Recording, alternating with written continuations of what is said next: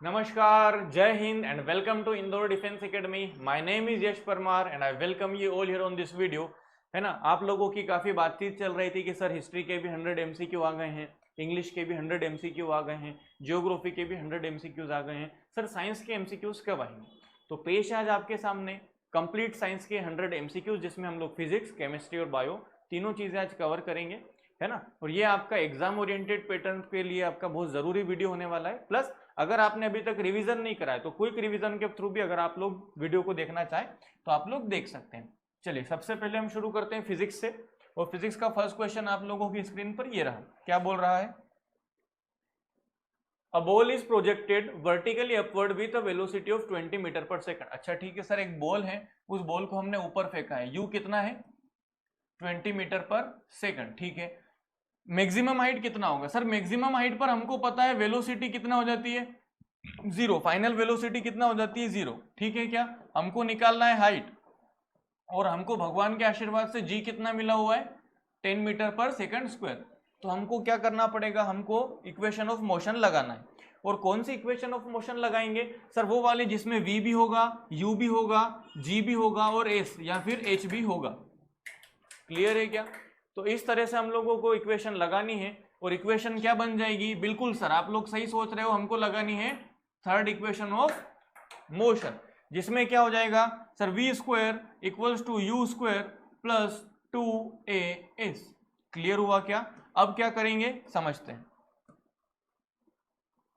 अब यहां पर बात समझो, हम लोग क्या कर रहे हैं सर, हमारी जो बॉल है वो नीचे से ऊपर जा रही है, और जब भी कोई चीज हम नीचे से ऊपर फेंकते हैं तो जो आपका एक्सेलरेशन होता है वो -g बन जाता है, और जब ऊपर से नीचे फेंकते हैं तब आपका एक्सेलरेशन जो होता है वो पॉजिटिव g बन जाता है। हाँ या ना? क्योंकि नीचे से ऊपर जाते टाइम हर सेकंड क्या होगा, ऑब्जेक्ट की वेलोसिटी में थोड़ा थोड़ा कमी होगी। क्लियर है? और नीचे से ऊपर जाओगे तो ऑब्जेक्ट की वेलोसिटी में थोड़ा थोड़ा कमी होती है, लेकिन अगर आपने कोई ऑब्जेक्ट को ऊपर से फेंका तो हर सेकंड के बाद उसकी वेलोसिटी में थोड़ी थोड़ी क्या होती है, इंक्रीज होता है। तो यहां से हम लोग क्या बोल देंगे कि सर ये वाली जो इक्वेशन है, अब ये इक्वेशन क्या बन जाएगी, V square equals to U square minus 2gs। Clear हुआ क्या? और मुझे एक बात बताओ, एस क्या है आपका डिस्प्लेसमेंट, और जब आपका वर्टिकल मोशन होता है तो जो डिस्प्लेसमेंट होता है वही क्या होता है सर, हाइट होता है। हाँ या ना? चलो इस इक्वेशन में वैल्यू रखेंगे, v कितना हो गया 0, u क्या है सर 20 इंटू 20 माइनस 2, जी कितना है 10, और हाइट हमको पता करनी है। क्लियर हुआ क्या? ये माइनस वाली को इधर लाएंगे, 20h equals to 20 multiplied by 20, ये 20 से 20 कैंसिल हुआ, मैक्सिमम हाइट कितना आ जाएगी 20 मीटर आ जाएगी। कहाँ है option? Option C will be correct answer. Clear हुआ? आगे बढ़ते हैं।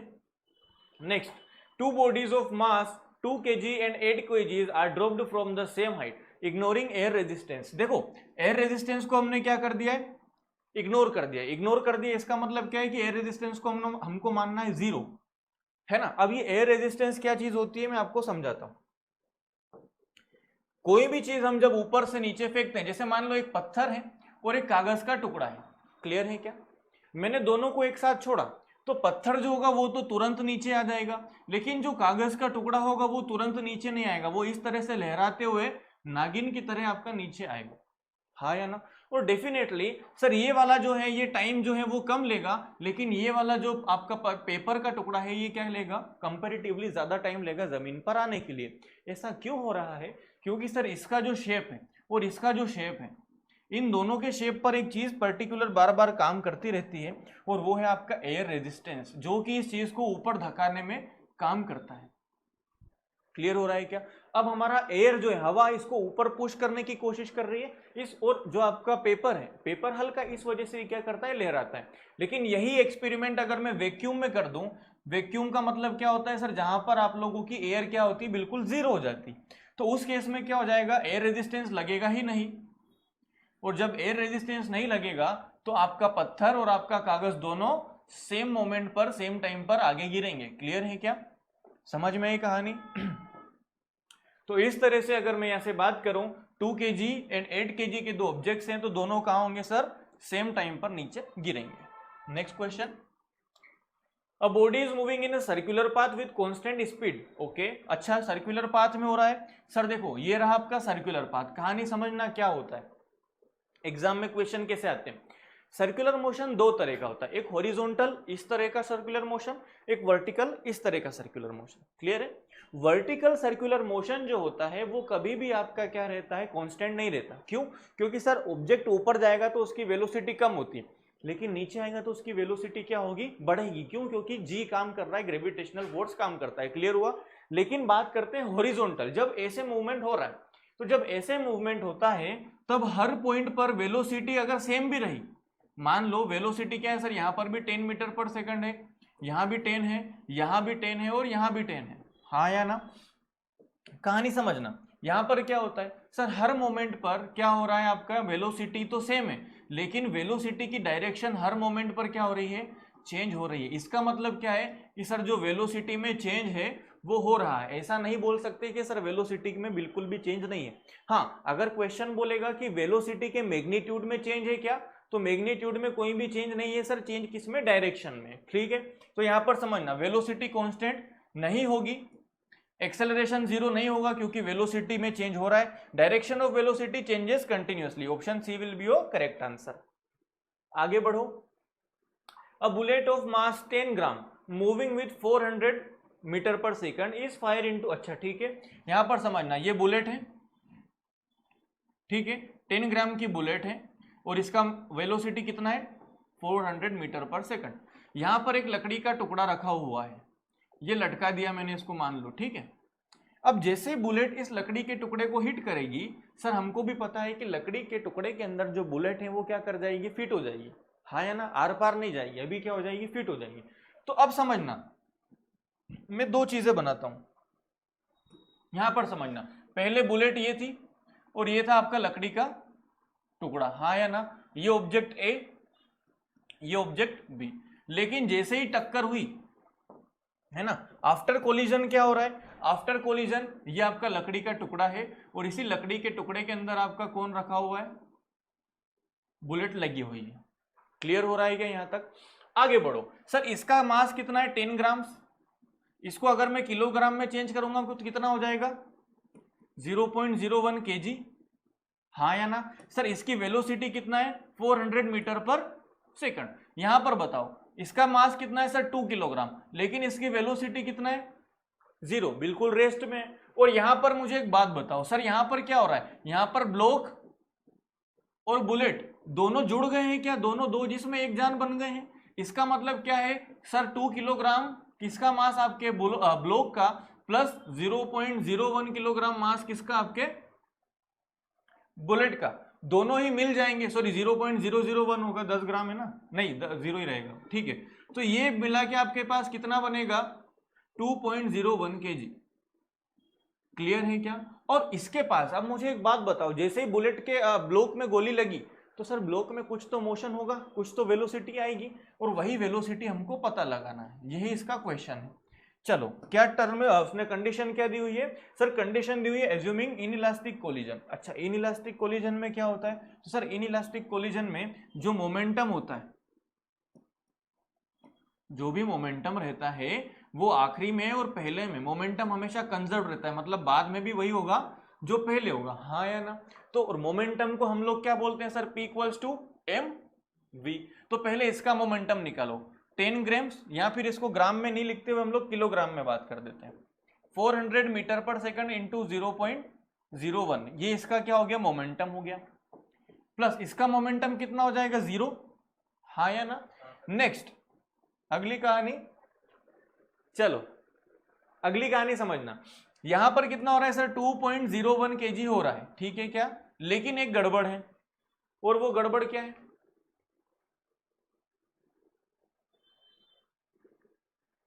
ओके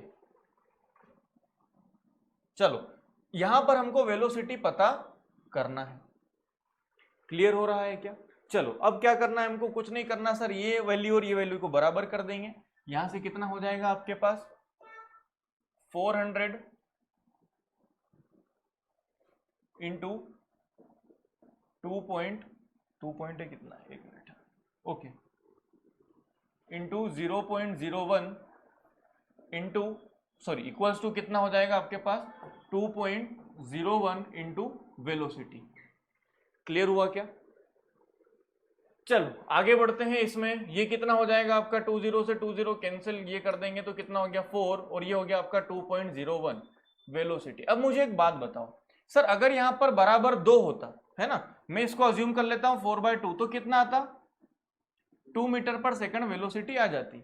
लेकिन क्या हो रहा है सर, ये 2 से थोड़ा सा ज्यादा है, मतलब यहाँ पर 2 से जो वैल्यू होगी वो हल्की सी कम होनी चाहिए। तो 2 से हल्की सी वैल्यू कम कहाँ दिख रही है सर, ऑप्शन 1 में दिख रही है। तो ये आपका आंसर हो जाएगा ऑप्शन ए। ठीक है, चलो आगे बढ़ते हैं।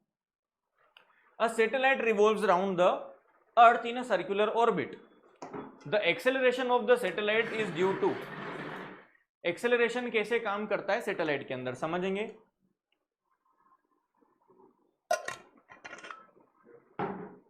बिल्कुल, यहां पर क्या हो जाएगा सर, ग्रेविटेशनल फोर्स के कारण जो होता है आपका सैटेलाइट यूनिवर्स में घूमती है। ठीक है, अगली कहानी। Efficiency of a Carnot engine depends on. कैसे काम करता है कार्नोट इंजन, तो समझना। कार्नोट इंजन, मैं फिर बोल रहा हूं, ये सिर्फ एक थ्योरी है, अभी तक हम लोग ऐसा कोई सा इंजन बना नहीं पाए हैं, पहली बात। दूसरी बात सर, ये क्या करता है, इसका सीधा कॉन्सेप्ट बनता है 100% एफिशिएंसी पर, कि आप लोग जितना भी उसको क्या दे रहे हो, हीट दे रहे हो, जितना भी फ्यूल दे रहे हो, ये बराबर आपको एनर्जी देगा। लेकिन ऐसा पॉसिबल नहीं होता। जैसे हम एग्जांपल लेते हैं बाइक के इंजन का, क्लियर है। ये हमारा मान लो बाइक का इंजन है, बाइक के अंदर कौन जा रहा है, पेट्रोल जाता है, पेट्रोल जलता है, जिससे कि हमारी बाइक को क्या मिलती है, काइनेटिक एनर्जी मिलती है। एग्जाम में क्वेश्चन भी आ सकता है कि बताओ एक बाइक का इंजन या कार का इंजन या मोटर इंजन जो होता है वो कौन सी एनर्जी को कौन सी एनर्जी में चेंज करता है। तो ध्यान रखना, वो हीट एनर्जी को चेंज करता है क्योंकि गर्मी मिलती है, और गर्मी को वो किस में चेंज कर देता है सर, काइनेटिक एनर्जी या फिर मैकेनिकल एनर्जी। क्लियर है क्या, आगे बढ़ो। तो अब मुझे एक बात बताओ, क्या जितना पेट्रोल जल रहा है उतनी ही हमको स्पीड मिल रही है, बिल्कुल मिल रही है। लेकिन सर एक गड़बड़ भी हो रही है, क्या सर, ये इंजन भी तो गर्म हो रहा है बाहर, मतलब कुछ एनर्जी हीट एनर्जी के फॉर्म में क्या हो रहा है, नुकसान हो रहा है, लॉस हो रहा है। इस तरह का जो इंजन होता है वो काम करता है ना। तो कार्नोट इंजन जो होता है ये किस पे काम करेगा सर, टेम्परेचर ऑफ सोर्स और टेम्परेचर ऑफ सिंक। ये सोर्स क्या होता है, जिस सोर्स से टेम्परेचर लिया जा रहा है। सिंक क्या होता है, सिंक वो चीज होती है जो एक्स्ट्रा एनर्जी जिसके पास हम छोड़ देते हैं। क्लियर है। Next, length of a simple pendulum is double then its periodic time. क्या हो जाएगा समझना, हमको फॉर्मूला पता है sir, T directly proportional to L by g. यहाँ T equals to 2 pi under root L by g. Time directly proportional to square root of length. तो यहां पर क्या बोला है सर, सिंपल पेंडुलम की लेंथ को डबल करा है। ओके, तो ये आपका टाइम को हमने क्या कर दिया, अंडर रूट 2l कर दिया। तो आपका पेंडुलम का जो टाइम पीरियड होगा वो कितना चेंज हो जाएगा, it will become under root 2 times. Next question, phenomena of increase of pitch of an approaching train is due to. क्या कहानी होगी यहां पर समझेंगे। चलो मुझे एक बात बताओ, कोई भी ट्रेन आपके पास आती है तो आपको कैसा महसूस होता है, कैसा महसूस होता है आप लोगों को। चलो अब कहानी समझना, ट्रेन का हॉर्न बज रहा है, पो, फिर निकल जाएगी, हाँ या ना। इस तरह का जो कॉन्सेप्ट बनता है उसको हम लोग बोलते हैं डोपलर इफेक्ट। क्या बोलते हैं, आपका डोपलर इफेक्ट। इसमें क्या होता है मैं कहानी समझाता हूं। अभी कभी आपने ऐसा देखा हो, रास्ते पे आप लोग खड़े और कहीं एम्बुलेंस की नजर आती है ना, तो जैसे एम्बुलेंस नजर आती है तो आप लोगों को एम्बुलेंस का सायरन सुनाता है, टो टो टो, है ना। अब उसमें क्या होता है, जब वो एम्बुलेंस दूर होती है तब तो वो धीरे धीरे बजता है, टेऊ टेऊ टेऊ। फिर जैसे जैसे वो एम्बुलेंस पास आती रहती है वैसे वैसे उसकी इंटेंसिटी बढ़ती जाती है, टेऊ टेऊ टेऊ। फिर दूर जाती है तो फिर क्या हो जाता है, फिर स्लो हो जाती है। तो वो जो इफेक्ट हुआ था वो किसका इफेक्ट बोलते हैं हम लोग, डोपलर इफेक्ट का बोलते हैं। कि जब डिस्टेंस से साउंड आता है ना तो उसकी जो फ्रीक्वेंसी होती है वो चेंज होती होती हमारे पास आती है। इसीलिए जब ऐसे पास से आता है ना, जैसे मैं ये माइक से आपको बताता हूँ, जैसे अभी आप इसको फील कर सकते हैं थोड़ा बहुत, अगर ये माइक ने साथ दिया तो, है ना। मैं यहाँ पर इस माइक को ऐसे दूर रख रहा हूँ और मैं कुछ भी बोलूंगा ये माइक आपको इस तरह से सुनाई देगा, ठीक है। अब इसमें कुछ इफेक्ट जो आया होगा वो आपका डोपलर इफेक्ट कहलाता है। क्लियर हुआ, चलो आगे बढ़ते हैं। A convex lens of focal length 20 centimeter forms an image twice the size of object. The object distance is, हमको क्या बताया है, ओके यहां पर कहानी समझना। हमसे क्या बोला है सर, हमको फोकल लेंथ दिया हुआ है कितना, 20 सेंटीमीटर। और एक कॉन्वेक्स लेंस क्या होता है सर? कॉन्वेक्स लेंस ऐसा होता है, और कॉन्वेक्स लेंस का जो फोकस होता है वो रियल होता है। कैसा फोकस होता है? रियल होता है। ये f2 और ये f1, इसका मतलब फोकल लेंथ को हम लेंगे पॉजिटिव। क्या लेंगे? पॉजिटिव। अब समझना, मैं यहां पर आपको लिख रहा हूं जो हमको चीजें दी हुई है। गिवन क्या है हमारे पास? f equals to 20 centimetre. Sir height of image दी हुई है क्या? सर बिल्कुल दी हुई है। कितना? 2 टाइम्स है हाइट ऑफ ऑब्जेक्ट की। अगर हाइट ऑफ ऑब्जेक्ट x है तो हाइट ऑफ इमेज कितना हो जाएगा? 2x। क्लियर हुआ क्या? अब यहां पर आपने एक कॉन्सेप्ट पढ़ते हैं जिसको बोलते हैं मैग्निफिकेशन। क्या बोलते हैं? मैग्निफिकेशन। और मैग्निफिकेशन क्या बोलता है? मैग्निफिकेशन बोलता है sir height of image upon height of object, दोनों का जो रेशियो होता है वही कहानी किसकी होती है? आपके मैग्निफिकेशन। अब समझना, मैग्निफिकेशन क्या बोल रहा है सर? हाइट कितनी है? 2x अपॉन x, तो मैग्निफिकेशन यहां से कितना आ गया? 2। लेकिन एक गड़बड़ और है। क्या है वो गड़बड़?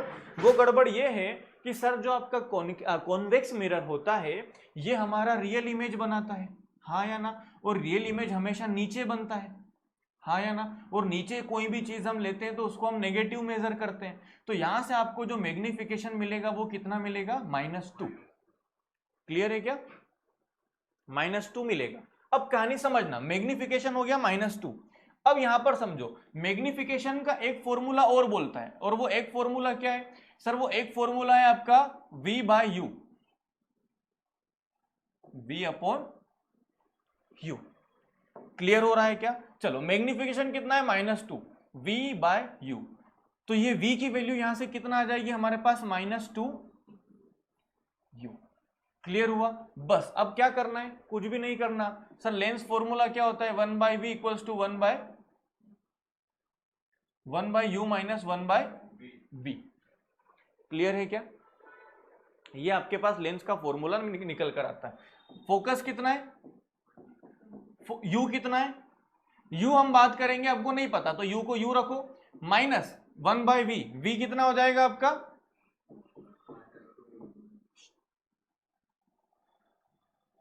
1/-2u। क्लियर है क्या? ये हो गया 1/u प्लस 1/2u, ये कितना हो गया? 1/20। क्लियर है? अब कहानी एलसीएम लेंगे तो क्या हो जाएगा? ये हो गया 1/20 इक्वल्स टू ये हो गया 2 + 1 अपॉन 2u। क्लियर हुआ क्या? अब क्या करना है सर? ये 2 से इसको कैंसिल कर देंगे, ये कितना है? 3, तो u की वैल्यू कितना आ जाएगी? 3 × 10, 30 सेंटीमीटर आपका u हो जाएगा। दिख रहा है क्या ऑप्शन में? Option C correct. समझ में आई क्या कहानी? तो ये जो कहानी थी ये किसकी थी? हमारे कॉन्वेक्स लेंस की। Next, myopia, short sightedness. Short sightedness क्या होता है सर? जिसमें पास की चीजें तो दिखती है, नाम उल्टे हैं, ध्यान रखना। शॉर्ट साइडनेस मायोपिया क्या होता है? जिसमें पास की चीजें तो दिखती हैं लेकिन दूर की चीजें क्लियर नहीं दिखती। तो मैंने आपको याद करने की ट्रिक क्या बताई थी? देखो, जिसमें आपको शॉर्ट साइडनेस पूछे तो आपको लेंस वो यूज करना है जिसके जो किनारे हैं वो पास आते हैं। देखना, समझना कहानी। एक ये होता है आपका लेंस, और एक लेंस ये होता है। ये होता है आपका कॉन्वेक्स लेंस, और ये होता है आपका कॉनकेव लेंस। क्लियर है क्या? अब मुझे एक बात बताओ, इसकी सरफेस और इसकी सरफेस दोनों में से पास में कौन सी सरफेस आ रही है? तो सर कॉनकेव की सरफेस पास आ रही है। तो जिसकी सरफेस पास आ रही है वो सरफेस आपका किस में यूज होता है? शॉर्ट साइडनेस में यूज होता है, मतलब कॉनकेव लेंस का काम होता है। तो ध्यान रखना, जब भी आप किसी ऐसे व्यक्ति को देखो, उसका स्पेक्स देखो, चश्मा देखो, जिसको दूर का नहीं दिखता है, पास का क्लियर दिखता है लेकिन दूर का नहीं दिखता है, तो उसके पास कौन सा लेंस होगा? कॉनकेव लेंस होगा। क्लियर हुआ क्या? यहां पर मैं आपको थोड़ा सा चीजें समझा देता हूं लेंसेज के बारे में। देखो, लेंस और मिरर में एक बेसिक डिफरेंस होता है। लेंस जो होते हैं ना वो 2 स्फीयर से काटकर बनाते हैं, लेकिन मिरर जो होता है वो एक ही स्फीयर से काटकर उसके हम एक छोर पर क्या कर देते हैं? इस तरह से पॉलिश कर देते हैं। क्लियर हुआ क्या? देखो, जो चीज आपका अंदर से रिफ्लेक्शन कर रही है, अंदर क्या होती है? गुफा, है ना, केव। तो केव से आपको गुफा याद रखनी है, मतलब जो अंदर से रिफ्लेक्शन करेगा वो कॉनकेव मिरर होता है। और सर ये कॉन्वेक्स, कॉन्वेक्स में क्या है? एक्स है, और एक्स को हमेशा दिल से कहां रखना पड़ता है? बाहर, है ना। तो कॉन्वेक्स लेंस जो होगा, सॉरी कॉन्वेक्स मिरर जो होगा वो बाहर से क्या करता है? रिफ्लेक्शन करता है। यहां पर समझो लेंस के बारे में, सर जो अंदर आ रहा है, अंदर मतलब केव, केव मतलब गुफा, क्लियर है, और बाहर जा रहा है मतलब कॉन्वेक्स। तो ये तो करें कि आपके 2 लेंस होते हैं, ध्यान रखना है। आगे बढ़ते हैं नेक्स्ट क्वेश्चन पर। Refractive index of a medium is 1.5, the velocity of light. अच्छा सर, ये रिफ्रैक्टिव इंडेक्स वाली कहानी क्या है? देखो, रिफ्रैक्टिव इंडेक्स क्या होता है, हम लोगों को किसी भी मीडियम में जब हमको स्पीड ऑफ लाइट निकालना होता है तो उसके लिए हम लोग क्या करते हैं, रिफ्रैक्टिव इंडेक्स का यूज करते हैं। इसका बेसिक फॉर्मूला होता है mu equals to C by V. कितना रहता है? C by V. अब कहानी समझना, म्यू आपका कितना दे रखा है सर? 1.5 दे रखा है। सी क्या होता है सर? सी हमको सबको पता है क्या होता है सर, स्पीड ऑफ लाइट होती है। लेकिन यहां पर हमको स्पीड ऑफ लाइट नहीं दी हुई है ना, हमको वेलोसिटी दी, मतलब सी निकालना है। वेलोसिटी कितना है? वेलोसिटी आपका 3 into 10 to the power 8 metre पर सेकंड। हाँ या ना? क्लियर है? अब हमको क्या करना है सर, सी की वैल्यू चाहिए, इसका मल्टीप्लाई इधर कर दो, तो 3 का मल्टीप्लाई हम 1.5 में करेंगे, it will be 4.5 10 to the power 8 metre पर second. Option D will be correct answer. Clear हुआ? आगे बढ़ते हैं। The current in a 60 watt bulb 8 to 20 volt is approximately. Power पूछा है ना, वॉट में क्या शो करते हैं? पावर। पावर का फॉर्मूला क्या होता है सर? वर्क अपॉन टाइम होता है। लेकिन सर यहां पर तो वर्क और पावर है ही नहीं, है ना, वर्क तो है ही नहीं। तो जो इलेक्ट्रिसिटी की पावर होती है वो होती है वी आई। कितनी होती है? We I. पावर कितना है? 60 वोल्ट, ठीक है। वोल्ट कितना है? 220 वोल्ट। आई मतलब हमको क्या निकाल कर देना है सर? हमको क्या निकाल कर देना है? करंट निकाल कर देना है। तो 60 अपॉन 220 करेंगे इक्वल्स टू आई हो जाएगा, 0 से 0 कैंसिल, ये हो गया आपका 6 अपॉन 22। इसको डिवाइड करेंगे तो कितना हो गया? 3/11। देखो कहां बन रहा है, यहां पर समझो कितना है हमारे पास, फ्रैक्शन की वैल्यू 3/11। डिवाइड करेंगे क्या हो जाएगा? सबसे पहले डेसिमल लगा देंगे, एक जीरो लगाओ, कितना हुआ सर? 30 बन गया। 30 तो 11 की टेबल में नहीं आएगा, इससे पहले कौन आता है? 22। 2 आ रहा है क्या सर? ये रहा, option B will be correct answer. Clear हुआ? आगे बढ़ते हैं। अ 220 वोल्ट एंड 100 वोल्ट, अच्छा ठीक है, ए 220 volt and 100 what bulb and 220 volt 6, अच्छा ठीक है। देखो कहानी क्या है समझना, दो तार है, दोनों में जो वोल्टेज है वो कितना है? 220 वोल्ट का है, ठीक है। एक बल्ब जो है वो 100 वाट का है, बड़ा बल्ब है, और एक बल्ब जो है वो छोटा है, 60 वाट का। अब मुझे बताओ, ये कहानी तो आपके घर में भी देखते हो आप लोग, है ना। घर में क्या होता है सर? घर में हमारे बल्ब लगे होते हैं, छोटे बड़े सब तरह के, लेकिन घर में पोटेंशियल जो वोल्टेज आता है वो तो बाहर से एक जैसा आता है ना। तो मुझे बताओ 60 वाट का बल्ब ज्यादा जलेगा या आपका 100 वाट का बल्ब ज्यादा जलेगा? तो बेसिक क्या हो जाएगा सर, सेम लाइट देंगे, सेम वोल्टेज देंगे, तो 100 वाट का जो बल्ब होगा वो ज्यादा ग्लो करेगा।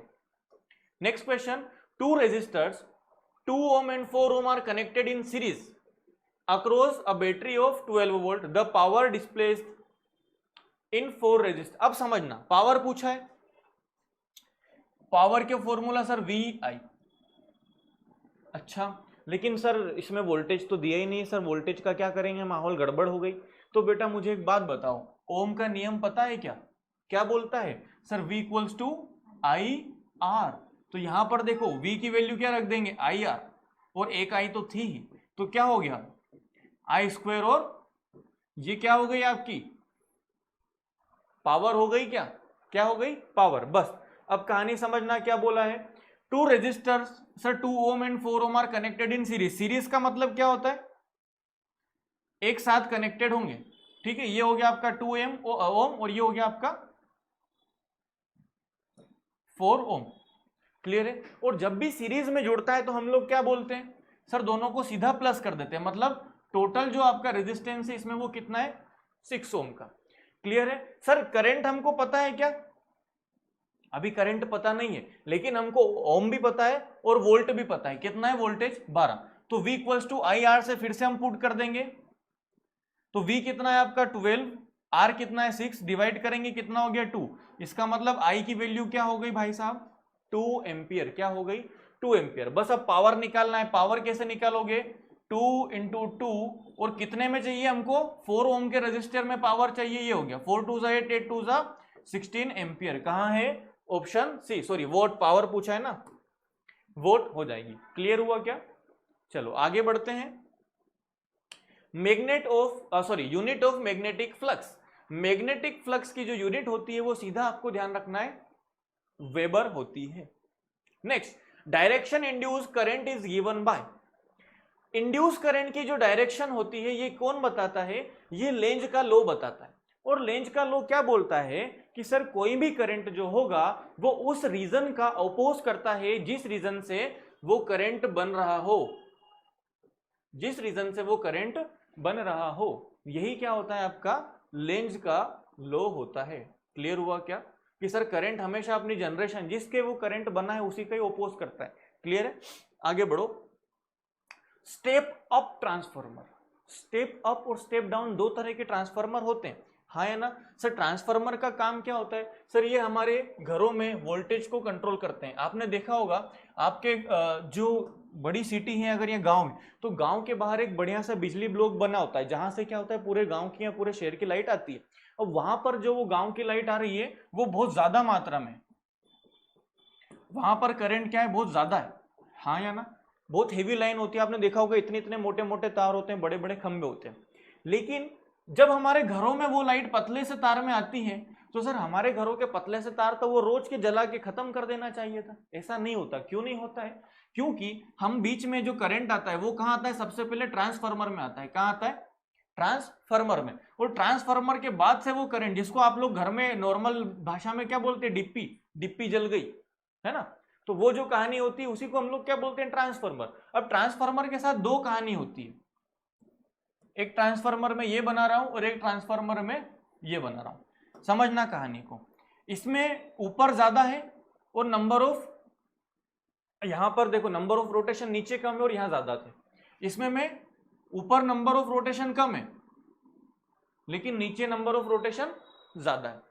तो ये वाला जो होता है स्टेप डाउन ट्रांसफार्मर। डाउन से कैसे सर, देखो ज्यादा से कम आ रहे हो तो डाउन करोगे, सबसे सिंपल बात है, हाँ या ना। यहां पर क्या होता है, स्टेप अप कर रहे हो सर, कम से ज्यादा जा रहे हो, ठीक है क्या।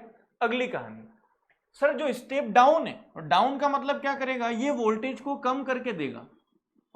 क्या करके देगा, ये वोल्टेज को कम करके देगा। स्टेप अप जो है ये क्या करेगा, ये वोल्टेज को कम ले रहा है लेकिन इधर क्या करेगा, बढ़ा के देगा, हाँ या ना। ये क्या ले रहा है, ज्यादा ले रहा है लेकिन बाहर आउटपुट क्या करेगा, कम करेगा। तो यहां से आप ध्यान रहेंगे स्टेप अप जो बढ़ाएगा, किसको बढ़ाएगा, तो सर ये ऑप्शन ए वोल्टेज को बढ़ाता है। क्लियर हुआ क्या यहां तक।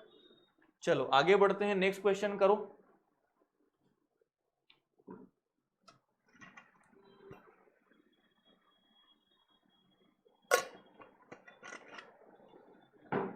Sir resistance of a conductor depends on, बिल्कुल बेसिक, बिल्कुल ही बेसिक। क्या बताया था सर, आर जो होता है वो डायरेक्टली प्रोपोर्शनल होता है एल के, लेंथ ऑफ द वायर।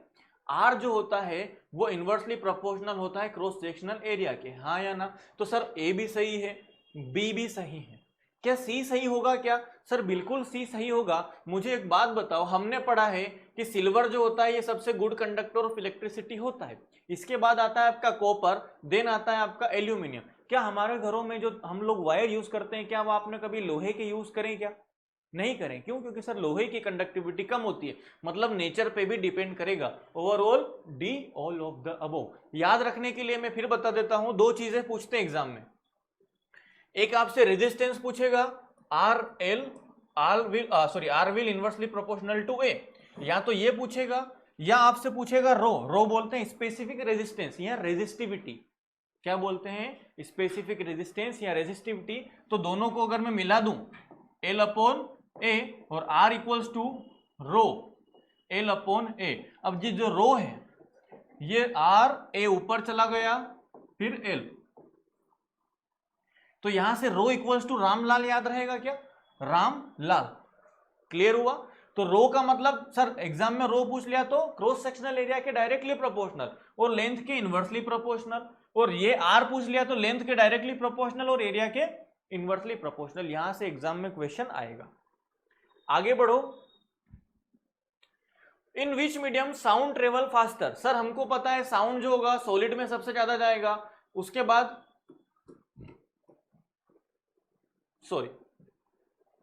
सबसे ज्यादा जाएगा सॉलिड में, फिर आपका लिक्विड में, फिर गैस में, और फिर आपका वैक्यूम में लगभग साउंड की स्पीड कितना हो जाती है, 0।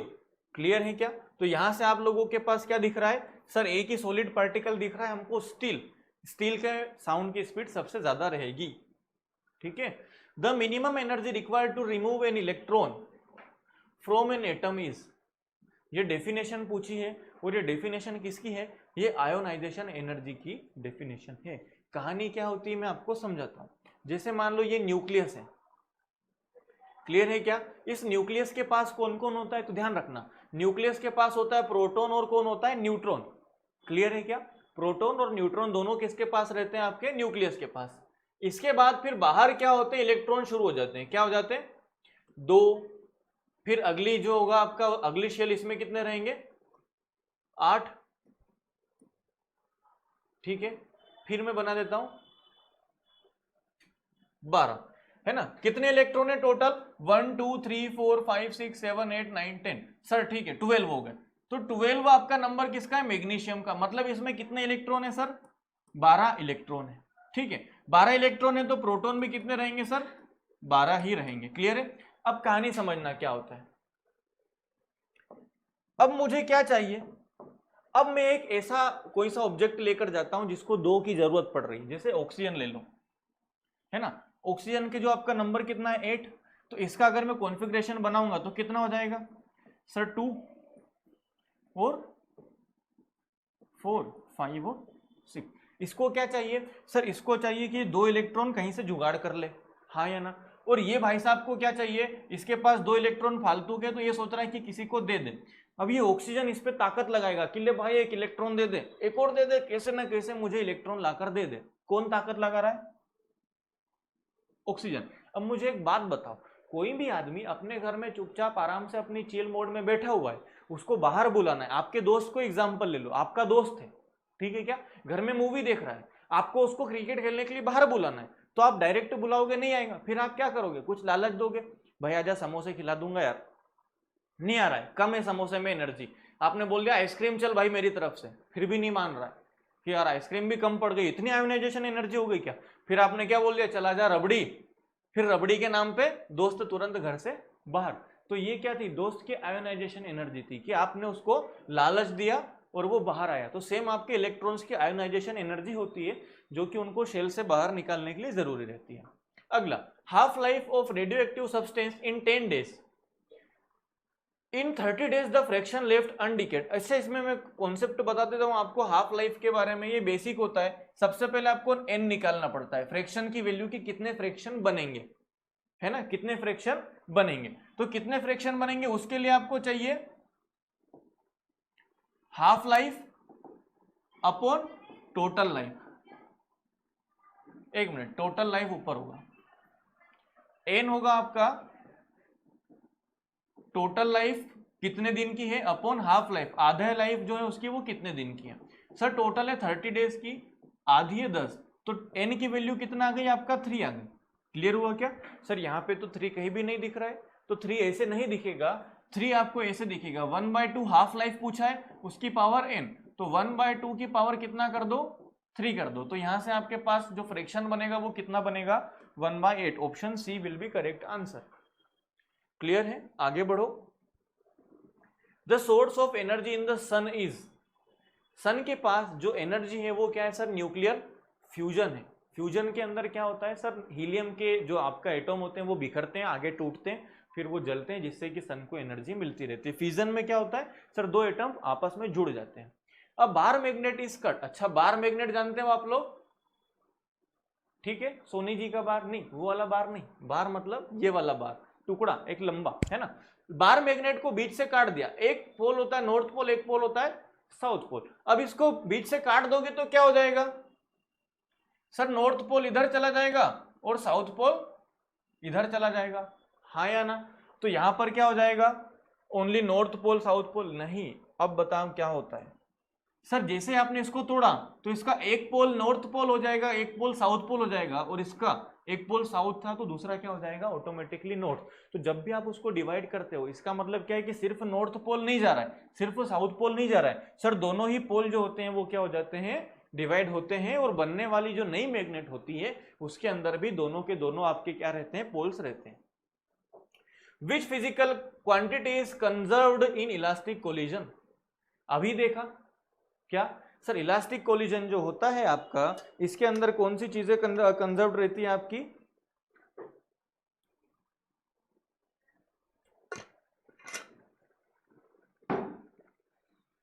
चलो, दो तरह के आपके कोलिजन होते हैं, एक होता है इनइलास्टिक कोलिजन और एक होता है इनइलास्टिक कोलिजन होता है। उसमें सर सिर्फ पी मतलब मोमेंटम कंजर्व रहता है, और जो आपका इलास्टिक कोलिजन होता है इसमें आपका मोमेंटम और मोमेंटम के साथ साथ काइनेटिक एनर्जी दोनों कंजर्व रहती है। मतलब option C will be correct. Which colour of light has maximum refractive index? Sir हमारी जो व्हाइट लाइट है, व्हाइट लाइट के अंदर टोटल कितने कलर होते हैं विबग्योर? कितने होते हैं सर? 7 कलर रहते हैं। क्लियर है? तो अब रिफ्रैक्टिव इंडेक्स की कहानी समझना, मैं आपको तीनों चीजें बता देता हूं यहां से।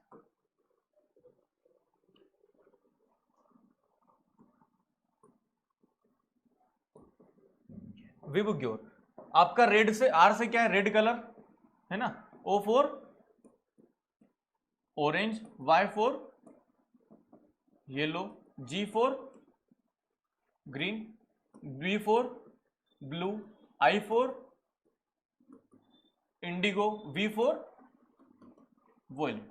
अब कहानी समझना, सबसे पहले मैं बताता हूं आपको लेमडा। लेमडा मतलब वेवलेंथ। तो वेवलेंथ जो होती है वो सबसे ज्यादा होती है किसकी? आर की, और यहां पर हो जाएगी कम और यहां पर हो जाएगी ज्यादा। तो रेड कलर की वेवलेंथ सबसे ज्यादा होती है, इसका मतलब रेड कलर सबसे ज्यादा डिस्टेंस ट्रेवल करता है। इसीलिए जो सिग्नल वगैरह आपने देखे होंगे वो सिग्नल वगैरह सारे रेड कलर से बनते हैं, डेंजर के साइन, ताकि वो दूर से लोगों को दिख जाए। अब सर लेमडा ज्यादा है तो फ्रीक्वेंसी उल्टा काम हो जाएगा। फ्रीक्वेंसी सबसे ज्यादा किसकी रहेगी? वॉयलेट की, और रेड की फ्रीक्वेंसी सबसे कम रहेगी। अब मैं बात करता हूं रिफ्रैक्टिव इंडेक्स की। तो जो रिफ्रैक्टिव इंडेक्स होता है वो भी आपका क्या रहता है सर? फ्रीक्वेंसी के डायरेक्टली प्रोपोर्शनल रहता है। तो इधर से समझो रेड की जो रिफ्रैक्टिव इंडेक्स होगा वो सबसे कम होगा, और वॉयलेट का रिफ्रैक्टिव इंडेक्स सबसे ज्यादा। तो यहां पर ऑप्शन में वॉयलेट है क्या? बिल्कुल, ऑप्शन डी करेक्ट। आगे बढ़ो। When light passes from air to glass, इसका मतलब क्या हो रहा है सर? लाइट अपना क्या चेंज कर रही है? Light is changing it's medium. और जब भी लाइट अपना चेंज करती है मीडियम को, तो अनचेंज कौन रहता है सर? सिर्फ और सिर्फ आपका फ्रीक्वेंसी चेंज नहीं होती है, बाकी सारी चीजें चेंज होती है। क्लियर हुआ? लाइट की फ्रीक्वेंसी कभी भी चेंज नहीं होगी। स्पीड तो होती, क्योंकि सर देखो एयर क्या है आपका? रेयर मीडियम है, ग्लास क्या है? डेंसर मीडियम है, घना चीज है। तो जैसे हल्के से डेंस में जाएगी तो स्पीड ऑटोमेटिकली कम हो जाएगी, है ना। अगला, if the momentum of body is doubled it's kinetic energy. Sir formula पता है क्या? सर बिल्कुल, ये फॉर्मूला रट के जाना है एनडीए में। और ये फॉर्मूला क्या बोलता है? 2mke। इसका मतलब P directly proportional to √ke। और ये क्या है आपका? काइनेटिक एनर्जी है। क्या है? काइनेटिक एनर्जी है। और अगर मुझे ये रिलेशनशिप अच्छा नहीं लग रहा है तो मैं बोल दूंगा P² equals to ke। Clear हुआ क्या? क्लियर हुआ कि अब क्या बोला है? Momentum of a body is double. तो मोमेंटम कितना कर दिया? 2p कर दिया, और इसका स्क्वायर। तो काइनेटिक एनर्जी पे कितना प्रभाव पड़ेगा? ये हो गया sir 4p² equals to kinetic energy. तो देखो पहले काइनेटिक एनर्जी कितना थी? p², अब कितनी हो गई? 4 टाइम्स। तो answer will be option C, 4 times जो होगा काइनेटिक एनर्जी बढ़ जाएगी। क्लियर हुआ क्या? अच्छा, उल्टा कॉन्सेप्ट पूछ लेते तब क्या करते, है ना? उल्टा बोले तो कि काइनेटिक एनर्जी को मैंने 4 टाइम्स बढ़ाया है ना, या फिर काइनेटिक एनर्जी को मैंने क्या करा है? 2 टाइम्स कर दिया। तो पोटेंशियल पे क्या, मोमेंटम पे क्या इफेक्ट पड़ेगा? तो कैसे बताओगे sir? P equals to √2ke। तो यहां से P इक्वल्स टू √2 बाहर कर दो और √ke बाहर कर दो। तो ये तो हमने पढ़ा है, बचा कौन? तो सर √2 टाइम्स हो जाएगी। क्लियर हुआ क्या? आगे बढ़े तो ऑप्शन सी यहां पर क्लियर करेक्ट आंसर हो जाएगा। The dimensional formula of torque. Torque क्या होता है? टॉर्क होता है आपका फोर्स इनटू डिस्प्लेसमेंट। ठीक है, अब इसकी डायमेंशन निकालो। सर फोर्स और डिस्प्लेसमेंट ये क्या हो गया आपका? वर्क, है ना। और वर्क की जो डायमेंशन होती है वो क्या होती है? m1L2T-2। किसका है? वर्क। और मुझे एक बात बताओ, हम लोगों ने पढ़ा है क्या वर्क की डायमेंशन किसके साथ मिलती जुलती है? सर मोमेंटम के साथ मिलेगी क्या? नहीं। फोर्स के साथ मिलेगी क्या? नहीं। पावर के साथ मिलेगी क्या? नहीं। एनर्जी और वर्क की यूनिट डायमेंशन सब सेम रहता है क्या? सर इसकी ऐसा यूनिट भी क्या रहती है? जूल। वर्क की भी क्या रहती है? जूल। डायमेंशन भी क्या रहती है? सेम रहती है। तो answer option number A. Next, if two waves of slightly different frequency superimpose they produce, क्या होता है? अलग अलग फ्रीक्वेंसी की दो वेव अगर एक साथ मिलती है तो उस केस में इंटरफेरेंस के कारण, मैं बोल रहा हूं इंटरफेरेंस के कारण जो आपकी वेव्स होती हैं वो बीट्स प्रोड्यूस करती हैं। क्या करती हैं? बीट्स। आप लोगों ने देखा होगा म्यूजिक सिस्टम जब भी बजते हैं तो अलग अलग जो कहानी चलती रहती है ना, वो सारी बीट्स होती हैं। वो बीट्स क्या करती हैं? जब अलग अलग फ्रीक्वेंसी की जो है वेव एक दूसरे के पास ऐसे मिलती है तो यहाँ पर एक बीट बनेगी, फिर यहाँ पर एक बीट बनती है, इस तरह से बीट्स बनती है जो कि आप लोग म्यूजिक वगैरह में सुनते हो। Next, which electromagnetic wave is used in TV? TV में कौन से यूज करते हैं? Sir radio. रेडियो का काम होता है सैटेलाइट कम्युनिकेशन में, ध्यान रखना। टीवी में यूज होती है आपकी इंफ्रारेड। यूवी रेज आपकी सनलाइट होती है। माइक्रोवेव वेव रेज जो होती है वाईफाई में काम आती है, माइक्रोवेव ओवन में काम आती है और रिमोट में काम आती है। क्लियर हुआ? आगे बढ़ो। Speed of electromagnetic wave in vacuum is determined bye, अच्छा ठीक है, वेव है तो सर क्या चार्ज एंड मास उसमें चार्ज होता है क्या? बिल्कुल नहीं होता। टेम्परेचर पे डिपेंड नहीं करती, मीडियम की डेंसिटी पर डिपेंड नहीं करती, क्योंकि हमने पढ़ा है सर जो इलेक्ट्रोमैग्नेटिक वेव होती हैं ये मीडियम पर डिपेंड नहीं करती, ये तो वैक्यूम में भी ट्रेवल करती है। बचा क्या? Permittivity and permeability of free space की कितनी जगह उसमें बच रही है, कितनी जगह खाली है, उस हिसाब से आपकी इलेक्ट्रोमैग्नेटिक वेव मोशन करती है। Next, focal length of a convex lens is positive. क्यों पॉजिटिव होती है?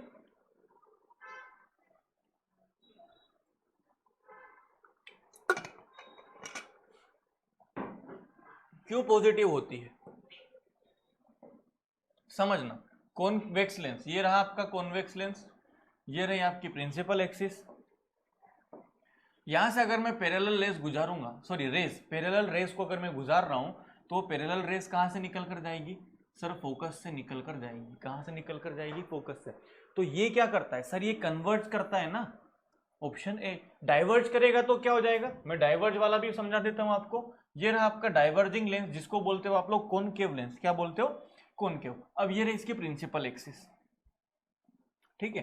ये समझो, ये पैरेलल रे एक आ रही है, ये पैरेलल रे दूसरी आ रही है। ये हो गया इसका F1, ये हो गया 2F1, ये हो गया आपका F2, ये हो गया। तो ये रे ऑफ लाइट इधर थोड़ी जाएगी, ये तो सर इधर जाएगी, और ये इधर जा रही है तो किसको यूज कर रही है? पीछे वाले को। तो हमेशा हम जो लेफ्ट हैंड साइड वाला होता है उसको तो नेगेटिव फोकस लेते हैं, है ना। और इसमें क्या हो जाएगा उस केस में, वो भी मैं ड्रॉ कर देता हूं, आपको नोट्स बनाने में दिक्कत नहीं होगी। ये रहा आपका कॉन्वेक्स लेंस, ठीक है। ये रहा आपका पैरेलल रे, ये रहा आपका F1, ये रहा 2F1, this will be F2 and this 2F2। Parallel रे यहां से जा रहे हैं यहां, और सर जो लेंस के राइट हैंड साइड में रहता है उसको हम पॉजिटिव कंसीडर करते हैं, नेगेटिव साइड में लेफ्ट लेते हैं। तो आपका ऑप्शन ए करेक्ट हो जाएगा। क्लियर हुआ? आगे बढ़े, चलो। A body is moving with uniform speed in a circular path, work done by centripetal force, ये मैं बता चुका हूं, ये आपका होमवर्क है, इसको आप मुझे कमेंट में इसका आंसर देंगे 33 का। आगे बढ़ो। विच of the following is a non contact force? Non contact force क्या होता है? सर जिसके बीच में कॉन्टेक्ट नहीं लग रहा है। फ्रिक्शन में जैसे मान लो इस तरह से घर्षण होता है, कॉन्टेक्ट लगता है। सर मुझे ये बताओ, टेंशन, टेंशन क्या है? रस्सी को पकड़ के खींच रहे हो, है ना, रस्सी में धागा, अपने रस्सी में पत्थर बांधा है तो रस्सी और धागे पत्थर के बीच में क्या है? कॉन्टेक्ट हो रहा है। रिएक्शन और ग्रेविटेशनल फोर्स दोनों में से कौन सा होगा? मुझे ये बात आप कमेंट में बताना। और जो नॉन कॉन्टेक्ट फोर्स होते हैं, इन नॉन कॉन्टेक्ट फोर्स को हम लोग बोलते क्या है? व्हाट डू वी से? इसका आंसर मैं बता देता हूं, डी, ग्रेविटेशनल फोर्स। अब ये ग्रेविटेशनल फोर्स कंजर्वेटिव है कि नॉन कंजर्वेटिव है, ये आपको कमेंट में बताना है। क्लियर है?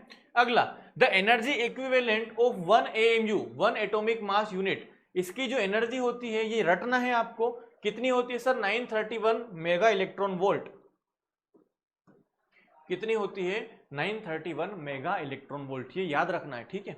Next, which physical principle is the basis of rocket repulsion, sorry propulsion. Rocket propulsion क्या बोलता है यहां पर समझो। ये रहा हमारा रॉकेट, ठीक है। चलो ये हमारा रॉकेट हो गया, क्लियर है। ये इसके 2 इंजन लगा दिए मैंने, क्लियर है। अब ये रॉकेट क्या करता है सर? ये रॉकेट यहां से गैसेस निकालता है, हाँ या ना। अब जैसे जैसे ये रॉकेट आपका गैसेस निकालता है तो इसके मास में क्या होता है सर? कमी होती है। क्या होता है? मास में कमी होती है। और इस मास में जो कमी होती है, इसी के कारण इसकी वेलोसिटी क्या होती है? बढ़ती चली जाती है। क्या होती चली जाती है? बढ़ती चली जाती है। तो ये जो कॉन्सेप्ट है मास और वेलोसिटी का, ये कॉन्सेप्ट कौन बताता है? ये हमको कौन बताता है सर? ये हमको मोमेंटम बताता है। और मोमेंटम क्या बोलता है मैं आपको बताता हूं एक एग्जांपल के थ्रू। मान लो ये आपकी साइकिल है, क्या है?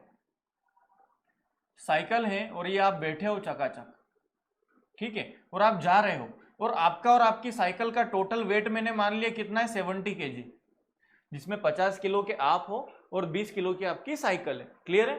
अब आप जा रहे हो इधर 10 मीटर पर सेकंड से, कितने मीटर पर सेकंड से? 10 मीटर पर सेकंड से आप लोग जा रहे हो। तो मुझे एक बात बताओ, आपका मोमेंटम कितना हो गया सर mv के हिसाब से? 700, हाँ या ना। लेकिन जैसे ही आप जा रहे हो, आपको रास्ते में आपका दोस्त दिखता है, और वो दोस्त ऐसे अचानक से कूद के साइकिल के ऊपर बैठ जाता है। इस बैठने के चक्कर में आपका दोस्त और अब आप टोटल मिला के साइकिल का टोटल वजन कितना हो गया? 100 kg। कितना हो गया? तो मुझे एक बात बताओ, जैसे ही आपका दोस्त साइकिल पर बैठता है, आप लोग क्या फील करोगे कि आपकी साइकिल अचानक से स्लो हो गई। क्या हो गई है? स्लो हो गई। क्यों हो गई है और कैसे स्लो हो गई वो मैं बताता हूं आपको। पहले का मास और बाद का मोमेंटम हमेशा कंजर्व्ड रहते हैं। पहले कितना था सर? 700 था। बाद में कितना हुआ? mv, m कितना हो गया अब? 100 kg। वेलोसिटी हमको निकालना है, 0 से 0 कट गया, तो सर अब हमारी साइकिल की स्पीड कितनी हो जाएगी? 7 मीटर पर सेकंड। यही क्या है? Law of conservation of momentum, कि सर कोई भी जो आपका सिस्टम रहता है उसका टोटल मोमेंटम जो रहता है वो हमेशा कैसा रहता है? आपका कंजर्व्ड रहता है। कैसा रहता है? कंजर्व्ड रहता है। तो आंसर आपका, सॉरी एंगुलर नहीं, आपका linear momentum option B correct हो जाएगा। अब बॉडी कैन रेस्ट। अच्छा, कोई बॉडी रेस्ट में है, ऐसे चुपचाप बैठी हुई है, कोई छेड़छानी उसमें नहीं कर रहा है, तो उसमें क्या क्या होगा? उसकी स्पीड हो सकती है क्या? नहीं हो सकती है ना, क्योंकि सर स्पीड क्या है? 0 है। क्या उसकी वेलोसिटी हो सकती है? सर वेलोसिटी भी नहीं हो सकती। और जब वेलोसिटी नहीं हो सकती तो क्या मोमेंटम हो सकता है? सर मोमेंटम भी नहीं हो सकता। बचा कौन? एक्सेलरेशन। तो एक्सेलरेशन हो सकता है, क्योंकि अगर वो रेस्ट में है अभी, क्या पता अगले ही मोमेंट चल दे, है ना। तो जैसे ही वो अगले मोमेंट चलेगी उसका वेलोसिटी क्या हो जाएगा? बढ़ जाएगा, हाँ या ना। तो जैसे ही चेंज इन वेलोसिटी हुआ, वहां पर कौन काम करता है? आपका एक्सेलरेशन काम करने लगता है। Next, escape velocity of a body depends on. किसी भी जो प्लेनेट होता है उसकी एस्केप वेलोसिटी का फॉर्मूला क्या होता है? √2gr। आर क्या है sir? Radius of the planet. G क्या है? ग्रेविटी ऑफ द प्लेनेट, है ना। और ये छोटे जी को हम लोग बड़े जी से भी कंपेयर कर सकते हैं क्या? gm/r²। अंडर रूट नहीं होगा, sorry, capital G equals to gm/r²। चलो क्या क्या पूछा है? Mass of the body only, नहीं। Mass of the earth only, बिल्कुल सही। Radius of the earth only, बिल्कुल सही। मतलब mass and radius of the earth, क्योंकि यहां पर G आपका मास भी है और R आपका रेडियस भी है। क्लियर हुआ क्या? नेक्स्ट क्वेश्चन पर आते हैं। In an elastic spring potential energy stored is proportional to. देखो कहानी समझना,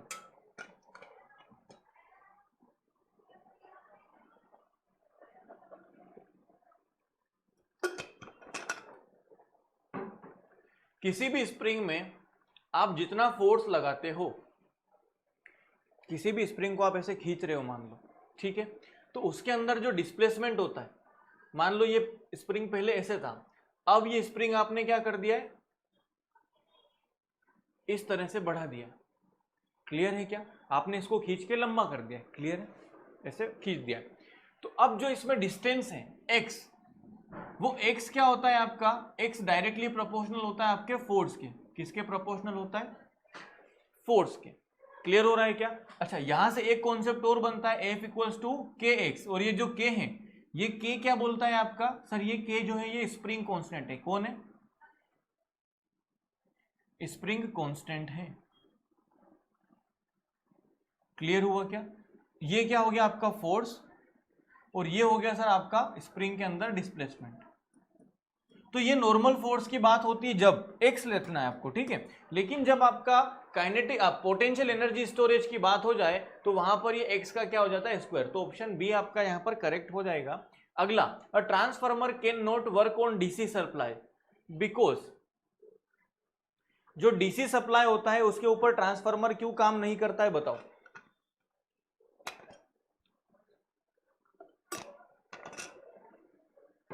चलो सबसे पहली चीज समझना, स्टेप अप वोल्टेज की कहानी बंद। डीसी वोल्टेज और एसी जो ट्रांसफार्मर होता है ना, वो आपको हमेशा ध्यान रखना है, वो हमारे घरों में जो करंट आता है उसी को कन्वर्ट करता है। और हमारे घरों में कौन सा करंट आता है? एसी। इसकी फ्रीक्वेंसी पूछते हैं कभी कभी, 50 हर्ट्ज का हमारे यहाँ पर एसी करंट आता है, ध्यान रखना, ठीक है क्या। एसी करंट और डीसी करंट में एक गड़बड़ होती है सर, डीसी जो होता है वो सिर्फ एक ही डायरेक्शन में राउंड करता है, लेकिन एसी जो होता है वो दोनों रिटर्न करंट में आपको, सॉरी दोनों डायरेक्शन में आपका रोटेशन करता है। समझना, आपका यहां पर ऑप्शन ए बिल्कुल सही होगा, और इसके साथ साथ आपका नो चेंज इन फ्लक्स, इसका मतलब आपका ऑप्शन ए और बी दोनों काम होंगे। क्यों, मैं समझाता हूं आपको। मैग्नेटिक फ्लक्स क्या बोलता है सर, किसी भी मैग्नेट के ऊपर अगर आप ऐसे कॉपर के वायर को बना के एक कोइल बनाओगे, तो उस कोइल के अंदर जब हम इलेक्ट्रिसिटी को क्या करते हैं, फ्लो करते हैं, तो उसके आसपास एक तरह से मैग्नेटिक फील्ड जनरेट होता है। क्लियर हुआ क्या? और वो मैग्नेटिक फील्ड तभी जनरेट होता है जब वहां पर दोनों डायरेक्शन का आप करंट फ्लो करवा रहे हो। तो इस तरह से आपका डीसी करंट जो होता है वो एक ही डायरेक्शन में आपका मोशन करता है, इसलिए उससे आपका ट्रांसफार्मर काम नहीं करेगा। तो यहां पर आपको ऑप्शन ए और बी दोनों हो जाएंगे, ठीक है। आगे बढ़ते हैं हम लोग केमिस्ट्री की तरफ। इंटरेस्टिंग है। सबसे पहला, isotope use for cancer treatment. यहां पर ध्यान रखना, कार्बन का, सॉरी कोबाल्ट का जो 60 आइसोटोप होता है, इसका हम लोग यूज करते हैं कहां पर? कैंसर के ट्रीटमेंट में। आयोडीन का जो आइसोटोप होता है इसको यूज करते हैं हम लोग, गोइटर डिसीज होती है, घेंगा रोग, उसके ट्रीटमेंट में इसका यूज होता है। यूरेनियम को हम एज ए फ्यूल यूज करते हैं कहां पर सर? न्यूक्लियर रिएक्टर वगैरह में। क्लियर है? आगे बढ़ो। Which element has highest electronegativity? और ये हाईएस्ट इलेक्ट्रोनेगेटिविटी क्या बोलती है सर? इलेक्ट्रोनेगेटिविटी ये बोलती है कि कोई भी एलिमेंट के पास कितनी पावर है कि वो ज्यादा से ज्यादा इलेक्ट्रॉन अपने पास खींच पाए। तो इन सब में से, यह ध्यान रखना, पूरी की पूरी पीरियोडिक टेबल में से फ्लोरीन आपका एक ऐसा एलिमेंट है जिसकी इलेक्ट्रोनेगेटिविटी जो रहती है वो हाईएस्ट रहती है। क्लियर हुआ? आगे बढ़ो। The number of protons, neutrons in electrons in O2 minus. अब समझना, ऑक्सीजन का एटॉमिक नंबर कितना होता है सर? 8 होता है। इसका मतलब ओके, इसका मतलब उसके न्यूक्लियस के अंदर प्रोटॉन कितने रहेंगे? 8, न्यूट्रॉन कितने रहेंगे? 8। और सर जब प्रोटॉन और न्यूट्रॉन बराबर होंगे तो उसके अंदर इलेक्ट्रॉन भी बराबर होंगे। जैसे मैं यहां पर बता देता हूं 2, और ये 1 2 3 4 5 6। लेकिन एक गड़बड़ हो गई। क्या गड़बड़ हो गई? एक गड़बड़ ये हो गई कि सर इसके ऊपर 2 नेगेटिव चार्ज है, और नेगेटिव चार्ज का मतलब क्या होता है? नेगेटिव, कोई भी आदमी नेगेटिव कब होता है? जब वो कर्जा लेके डूब जाता है, हाँ या ना? इसका मतलब है कि इस ऑक्सीजन ने 2 अलग से इलेक्ट्रॉनों का क्या ले रखा है सर? कर्जा ले रखा है, हाँ या ना? तो अब यहां पर समझना, प्रोटॉन तो कितने हो गए? 8, न्यूट्रॉन कितने हो गए? 8, लेकिन इलेक्ट्रॉन कितने हो गए? 10, क्योंकि 2 अलग से ले रखे हैं। तो ऑप्शन दिख रहा है क्या? 8 8 10, option A will be correct answer. Clear हुआ? अच्छा, अगर मैं यहां पर इसको 2+ लिख देता तब क्या करते? तो तब क्या करते? तब ये 2 इलेक्ट्रॉन बाहर छोड़ देता। तो इस केस में इसके पास इलेक्ट्रॉन कितने बच जाते? 6, है ना? आगे बढ़ो। Okay, which law states the equal volumes of gases at same temperature and pressure constant equal to number of molecule? अच्छा, क्या बोला है सर? सेम आपका वॉल्यूम लो, जैसे ना एक बलून ये ले लो, एक बलून ये ले लो, और एक बलून ये ले लो। इसमें भी 1 लीटर गैस है, इसमें भी 1 लीटर गैस है, और इसमें भी। तो तीनों में गैस के मॉलिक्यूल कितने रहेंगे? ये कौन बताता था? तो ये एवोगाड्रो बताता था। और एवोगाड्रो ने एक नंबर दिया था, उस नंबर से हम लोग पता लगा सकते हैं। अब ये एवोगाड्रो नंबर जो है वो आपको मुझे कमेंट में बताना है कि कितना होता है एवोगाड्रो नंबर। क्लियर हुआ क्या? एवोगाड्रो नंबर एक तरह की आपकी क्या है, यूनिट है गैस के मोल्स को मेजर करने की, है ना। आगे बढ़ो। PH solution decreases from 6 to 3। PH अगर 6 मतलब पानी आपका 7 पे क्या होता है न्यूट्रल, 6 से आपने कहा लेकर गए 3 पर, मतलब बहुत ज्यादा मात्रा में आपने क्या कर दी सर, एसिडिटी बढ़ा दी। तो यहां पर आपका 100 टाइम्स ऑफ क्या कर दोगे आप लोग, हाइड्रोजन आयन को उसमें कॉन्सेंट्रेशन बढ़ा दोगे, sorry 1000 types, option D. Next देखो, which of the following oxides is amphoteric. Amphoteric oxide कौन होते हैं सर? एम्पोटेरिक ऑक्साइड वो होते हैं जो कि एसिड के साथ भी रिएक्शन करते हैं और बेस के साथ भी रिएक्शन करते हैं। तो यहां पर मार्केट में आपको सिर्फ और सिर्फ जिंक ऑक्साइड ऐसा ऑब्जेक्ट है, ऐसा एलिमेंट है, कंपाउंड है सॉरी, कि ये आपका एसिड से भी रिएक्शन करेगा और बेस से भी रिएक्शन करेगा। आगे बढ़ो। विच oxygen is preparation for soda water. Soda water या आपकी मैं बोलता हूं जो भी आप कोल्ड ड्रिंक वगैरह पीते हो कोक, उसमें जो बबल्स उठते हैं वो बबल्स किस गैस के होते हैं? वो होते हैं आपके अपनी carbon dioxide, option C. Carbon dioxide के बारे में एक चीज और याद रखना, अगर इसको हम डायरेक्ट बर्फ बना देते हैं तो वो ड्राई आइस बनता है, जिसको हम लोग बोलते हैं सॉलिड कार्बन डाइऑक्साइड। और एग्जाम में ये भी क्वेश्चन आए हैं कई बार कि सॉलिड कार्बन डाइऑक्साइड किसको बोलते हैं, तो ध्यान रखना। आगे, विच मेटल, ध्यान रखना दो ही एलिमेंट ऐसे हैं सर, एक मेटल होता है और एक नॉन मेटल। तो मेटल की बात अगर एग्जाम में करे तो भी आपको ध्यान रखना है, नॉन मेटल की बात करेगा तो भी ध्यान रखना है। तो जब मेटल की बात करेगा तो क्या हो जाएगा, मेटल में आपका मर्क्यूरी, ये सर क्या होता है आपका नॉर्मल टेम्परेचर पे लिक्विड रहता है। और नॉन मेटल की बात करेंगे तो क्या हो जाएगा, ब्रोमीन, ये भी आपका क्या रहता है, नॉर्मल टेम्परेचर पर लिक्विड रहता है। आगे बढ़ो। Bond present in O2 molecules. अब यहां पर आपको कहानी समझना है, O2 मॉलिक्यूल के साथ क्या होता है मैं बताता हूं। O मतलब आपका ऑक्सीजन, इसमें इलेक्ट्रॉन कितने 2, मतलब 2 और 6। ये दूसरा मॉलिक्यूल, इसमें भी कितने सर 2 और 6। अब मैं बताता हूं कहानी क्या होती है। ये एक ऑक्सीजन है, इसके आखिरी शेल, आखिरी आपका ऑर्बिट में कितने इलेक्ट्रॉन घूम रहे, 2 2 4 2 6। मैंने एक दूसरा ऑक्सीजन बना दिया, ये रहा दूसरा ऑक्सीजन। सर 2 इलेक्ट्रॉन यहां पे रहेंगे, 2 इलेक्ट्रॉन यहां पे रहेंगे और 2 इलेक्ट्रॉन यहां पे रहेंगे। अब मुझे एक बात बताओ, क्या बताओगे सर, इसको भी कंप्लीट करने के लिए अपना ऑर्बिट कितने इलेक्ट्रॉन चाहिए, 2, और इसको भी अपना ऑर्बिट करने के लिए कितने चाहिए, 2। तो ये क्या करते हैं, आपस में डबल डबल इलेक्ट्रॉन से एक बॉन्ड बना लेते हैं। इससे क्या हो गया, अब समझना, इससे क्या हो गया सर, इस वाले ऑक्सीजन के पास टोटल 8 इलेक्ट्रॉन हो गए और सेम यहां पर भी हो गया, इस वाले इलेक्ट्रॉन के ऑक्सीजन के पास भी 8 इलेक्ट्रॉन हो गए, इसलिए इसको बोलते हैं आप लोग डबल बॉन्ड। अब इस डबल बॉन्ड का जो नाम है वो क्या है आपका, कोवेलेंट बॉन्ड, ये याद रखना है आपको। क्लियर है? ऐसे ही नाइट्रोजन, नाइट्रोजन में कितने का लगेगा सर, ट्रिपल बॉन्ड, हाँ या ना। कार्बन और हाइड्रोजन में कितने का लगता है, वो 4, वो सिंगल सिंगल बॉन्ड के बनते हैं। तो इस तरह से आपको कहानी ध्यान रखना है। आगे, the element with atomic number 19 belongs to. अब इसके लिए क्या करेंगे सर, इसके लिए आपको 19 नंबर पे याद होना चाहिए। 19 नंबर पे कौन है, 19 नंबर पे कौन है, तो 19 नंबर पे है आपका पोटेशियम के। और पोटेशियम आपको पता होगा है ली, हाइड्रोजन के बाद ली, ना, की, रब, से, फरियाद। तो ये के कहाँ है सर, सबसे फर्स्ट वाले। और फर्स्ट वाला जो आपका ग्रुप होता है, सॉरी फर्स्ट वाला जो हाँ ग्रुप होता है वो किसका होता है आपका, एल्केलाइन मेटल्स का। फिर कौन होता है, बेटा मांगे कार स्कूटर,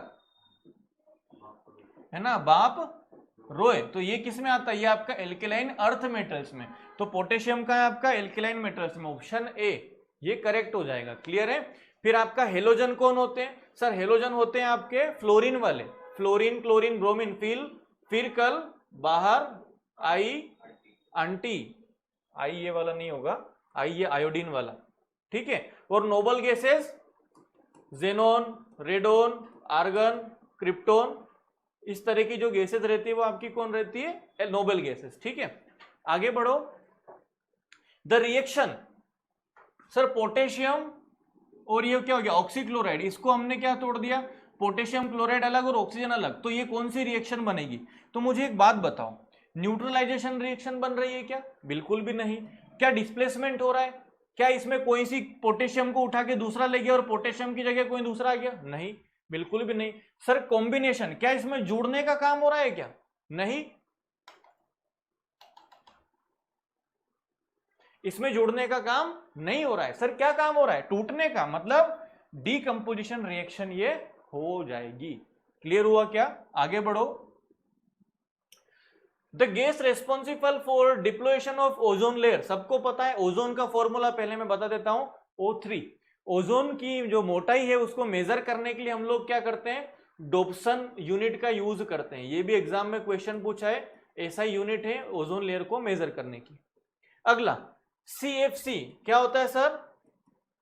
क्लोरो फ्लोरो कार्बन। और ये कहां से निकलती है? ये हमारे रेफ्रिजरेटर, फ्रिज और एयर कंडीशनर, एसी वगैरह से सबसे ज्यादा ये गैस निकल कर जाती है।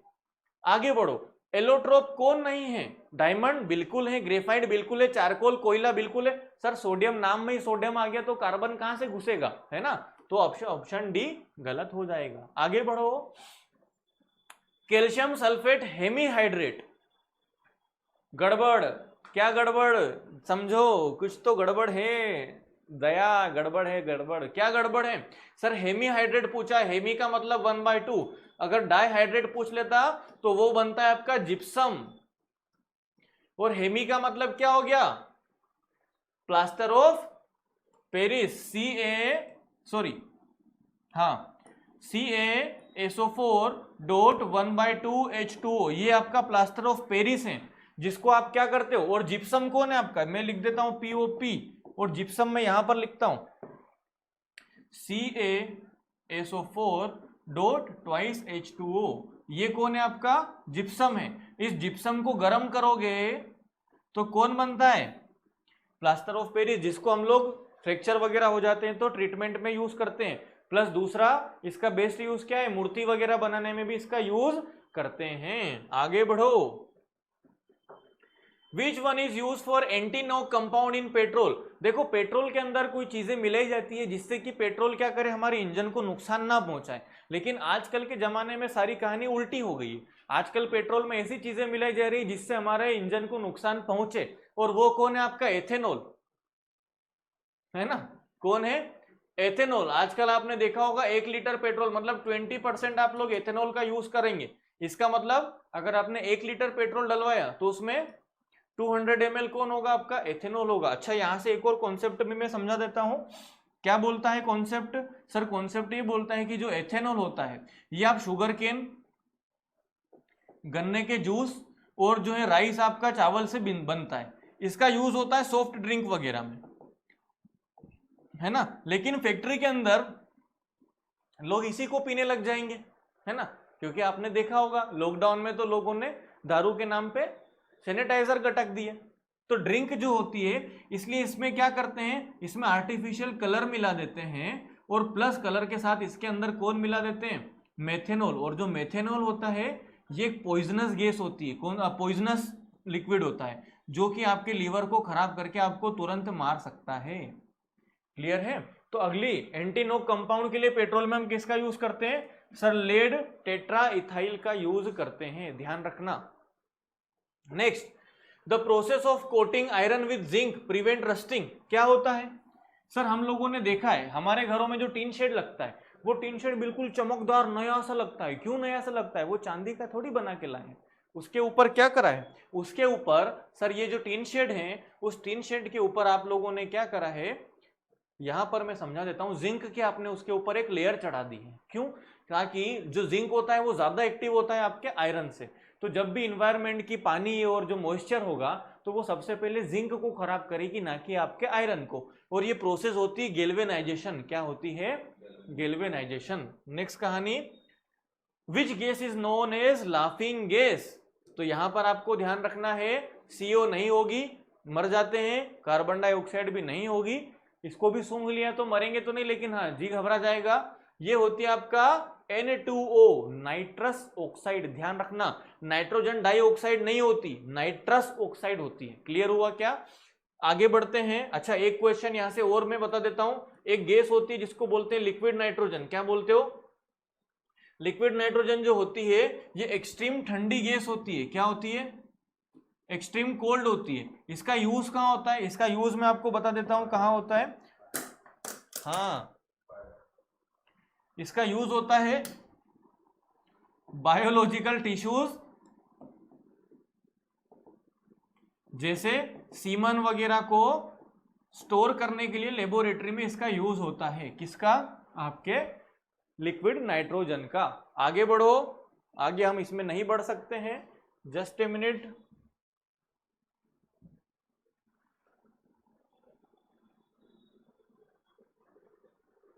अब हम बढ़ेंगे आगे।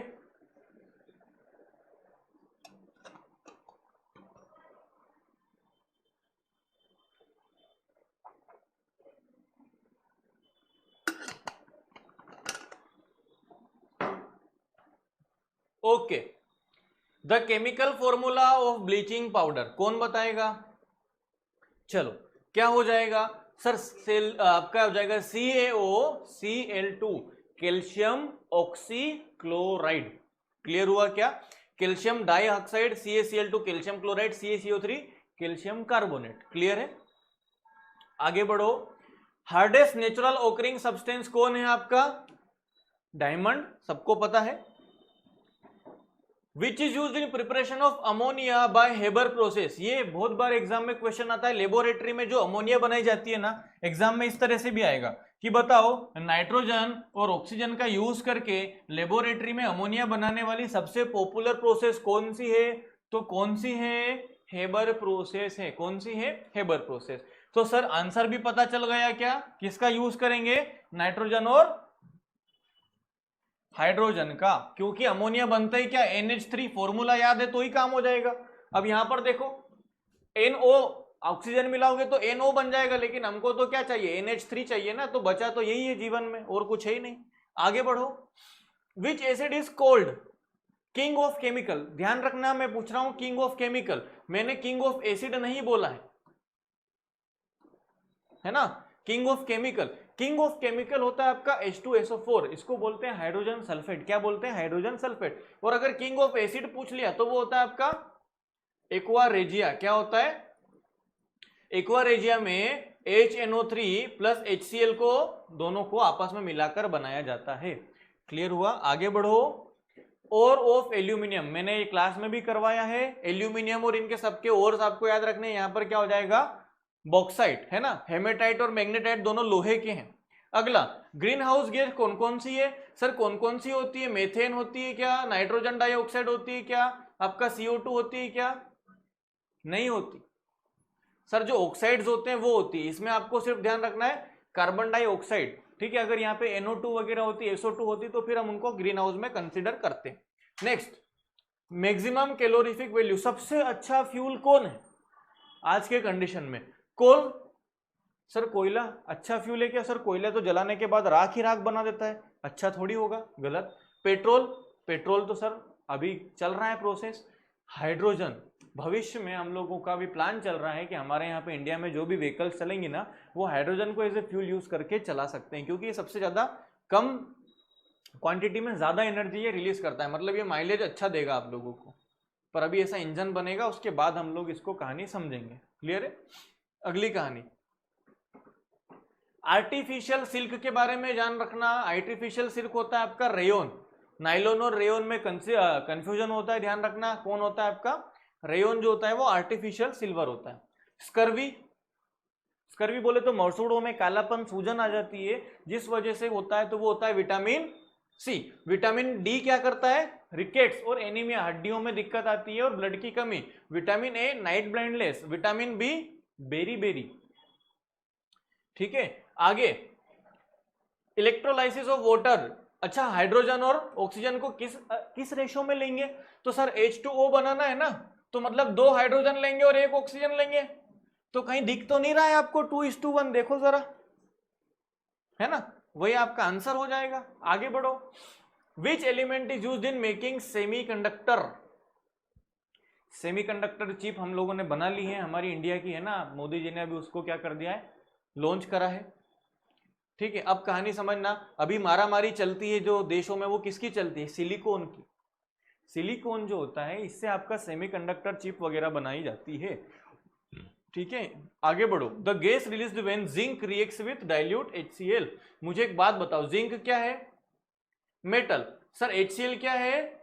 एसिड है। और जब भी एसिड और मेटल की रिएक्शन होती है तो कौन निकलता है? हाइड्रोजन। अच्छा भाई मैं चलता हूं, है ना, ये बोल के सबसे पहले कौन निकल जाता है आपका? हाइड्रोजन। तो जिंक प्लस HCl की जब रिएक्शन होगी तो ये बनेगा जिंक क्लोराइड प्लस हाइड्रोजन, आपका क्या हो जाएगा?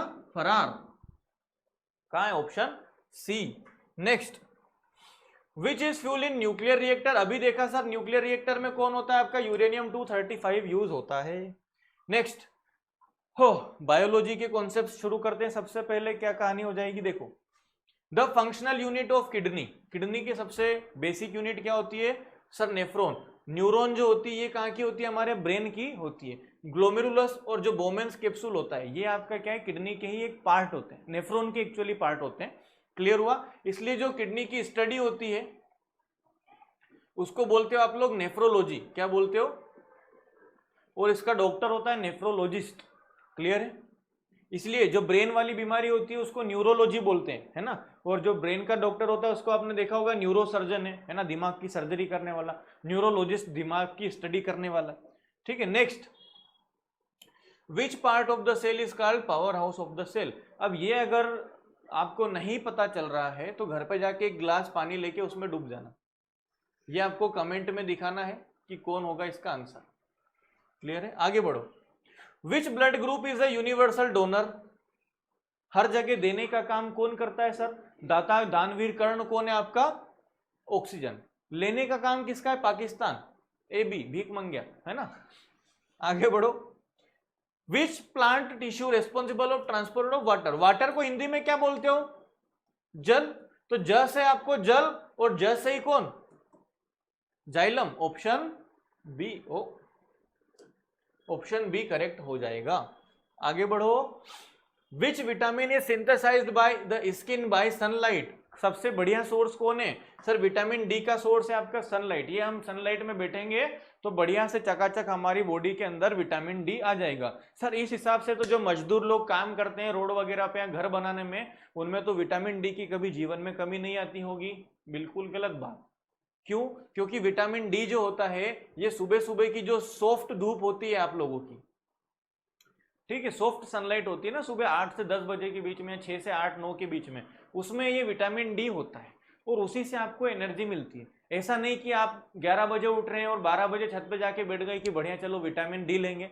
विटामिन डी तो नहीं ले पाओगे, मेलेनिन ले पाओगे, और मेलेनिन लेने से आप लोगों की जो कलर हो जाएगा वो पूरा का पूरा काला हो जाएगा, जिसको टेन पड़ जाते हैं ना, तो वो कहानी बनती है। Site of protein synthesis. Sir हमारी सेल के अंदर प्रोटीन सिंथेसिस, प्रोटीन की फैक्ट्री कौन है? तो सर कौन है? हमारा राइबोसोम होता है। क्लियर हुआ क्या? अच्छा ये राइबोसोम कहां मिलता है? तो सर ये राइबोसोम हमको मिलता है REPR में। REPR का मतलब क्या होता है सर? रफ एंडोप्लाज्मिक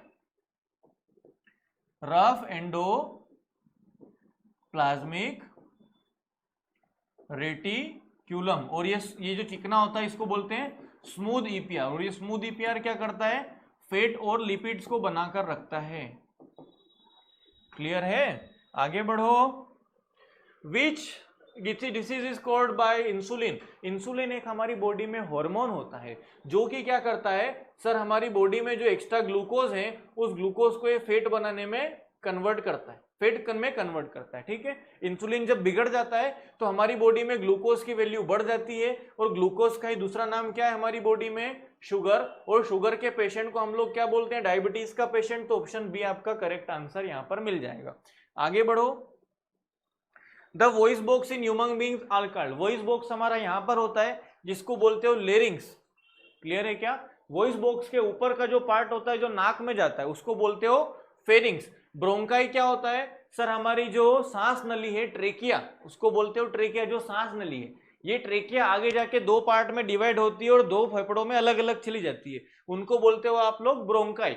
जैसे मैं यहां पर ये डायग्राम बना देता हूं, ये आपका ट्रेकिया हो गया, ठीक है, ये आपका ब्रोंकाई हो गया, और ये आपके लंग्स बन जाते हैं। थोड़ा मैंने डिजाइनर लंग्स बना दिए, ये लो नॉर्मल लंग्स। अब इन लंग्स के अंदर क्या हो रहा है आपके फेफड़ों के अंदर, सर फेफड़ों के अंदर ये जो ब्रोंकाई है ये और आगे आगे छोटे छोटे पार्ट में डिवाइड हो जाता है, ठीक है। इनको बोलते हो ब्रोंक्यूल्स, क्या बोलते हो, इनको बोलते हो ब्रोंक्यूल, ठीक है। और इन जो ब्रोंक्यूल है ना निकल के जा रहे हैं, इनके बाहर एक पाउच होता है, हर ब्रोंक्यूल के छोर पे एक पाउच होता है, इस पाउच को हम लोग क्या बोलते हैं, एल्विली, क्या बोलते हैं, एल्विली। इन एल्विली के अंदर ही क्या होता है सर, गैसेस का एक्सचेंज होता है,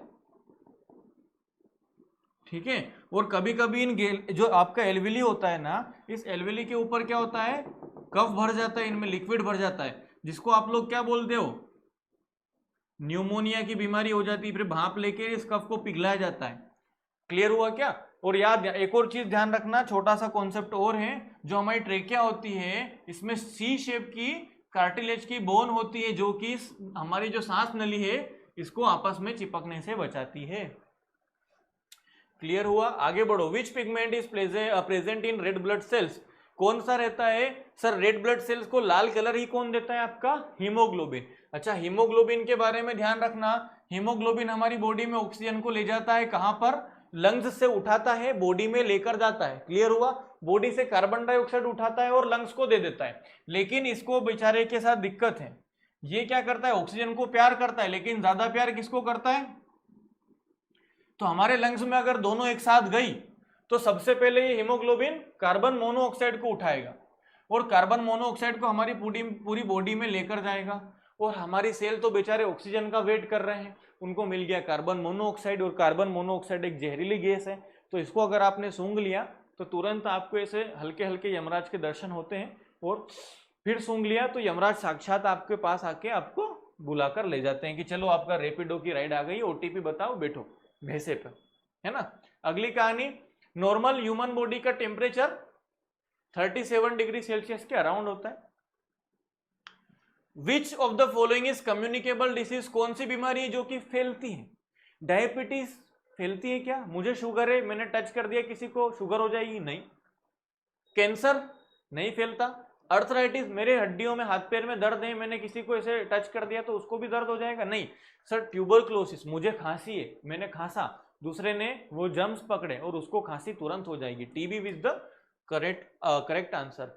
विच ऑर्गन प्रोड्यूसेस बाइल जूस, ध्यान रखना बाइल जूस होता है लीवर प्रोड्यूस करता है, और गोल ब्लैडर इसको स्टोर करने का काम करता है, किसको, आपके बाइल जूस को। क्लियर है क्या, आगे बढ़ो। Okay, which process converts light energy to chemical energy, हम लोगों को बताओ, धूप में जाते हैं तो हम लोगों को एनर्जी मिलती है क्या, सर नहीं मिलती, लेकिन धूप जब आप पौधों को देते हो तो पौधों को एनर्जी मिलती है, वो फोटोसिंथेसिस प्रोसेस करते हैं, ऑप्शन सी।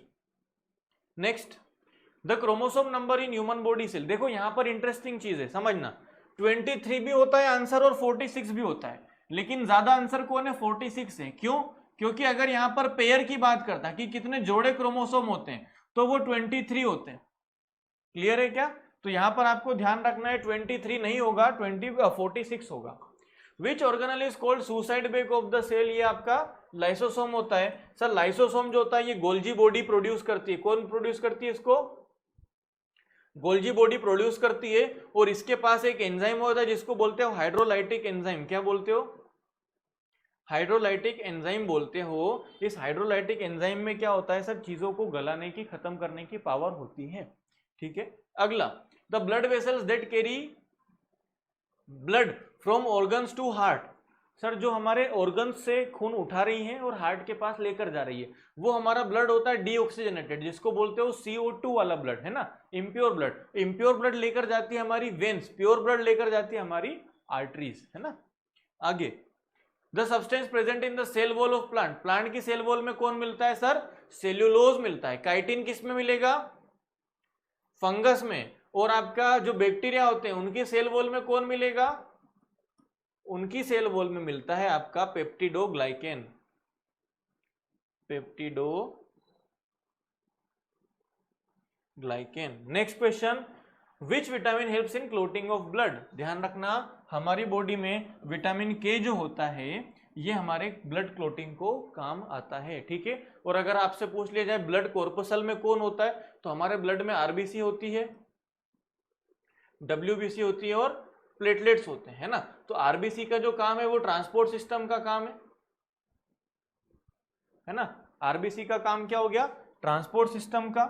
डब्ल्यूबीसी का जो काम हो गया वो क्या हो गया सर, ये इम्यून सिस्टम को बनाती है। हमारा इम्यून सिस्टम बोले तो हमारे बॉडी में कोई बाहर का पार्टिकल नहीं आ जाए, एक्स्ट्रा पार्टिकल, उससे लड़ने का काम करती है। और प्लेटलेट्स जो होती हैं, ये प्लेटलेट्स का इंपॉर्टेंट काम है क्या, हमारे शरीर में खून को रोकना। जब भी आपको चोट लग जाती है तो हमारी बॉडी के अंदर ये प्लेटलेट जो होती हैं ये एक्टिव हो जाती हैं। नेक्स्ट क्वेश्चन देखो, the SI unit of heredity, heredity को मेजर करने का जो एसआई यूनिट है वो होता है आपका जीन्स, ठीक है। आगे बढ़ो, in which part of the plant does respiration take place, respiration कहाँ होता है सर, पत्तियों में बिल्कुल होता है, आपको पता है। स्टेम में भी होता है सर, जब पौधे पत्तियां गिरा देते हैं तब उस केस में आप लोग सांस किससे लेते हैं, स्टेम से। जड़ भी सांस लेती है क्या सर, बिल्कुल। कुछ पौधे ऐसे होते हैं जो जमीन के अंदर नहीं उगते, वो पानी के अंदर उगते हैं। और पानी के अंदर, जैसे कमल का पेड़ है, कमल का पौधा है, तो कमल का जो पौधा है उसमें आपने देखा होगा कि उसका जो स्टिक होता है वो बहुत लंबा होता है, नीचे तक जाता है, और कमल का फूल ऐसे ऊपर, तो वो सांस लेने का काम यहां से भी करता है ना। तो यहां पर आपका ऑप्शन डी, चारों ही सही हो जाएंगे। आगे बढ़ो, मास्टर ग्लैंड किसको बोलते हैं सर, मास्टर ग्लैंड हम बोलते हैं पिट्यूटरी ग्लैंड को।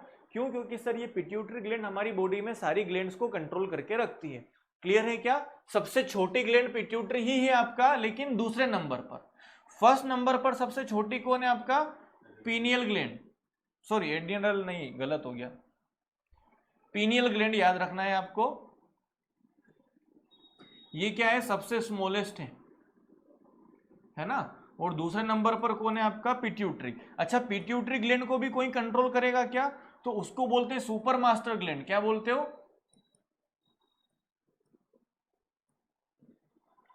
और ये सुपर मास्टर ग्लैंड जो है ये कौन है आपकी, ये होती है भाई साहब आपका हाइपोथैलेमस,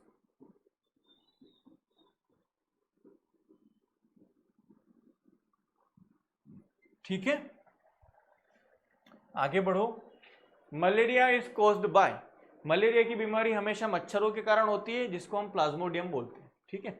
और मच्छर का नाम क्या है, एडिस मॉस्किटो, ठीक है। ऐसी एडिस मॉस्किटो का एक और नाम क्या है, इसको बोलते हो टाइगर मॉस्किटो। क्या बोलते हो आप लोग, टाइगर मॉस्किटो भी इसको बोलते हो।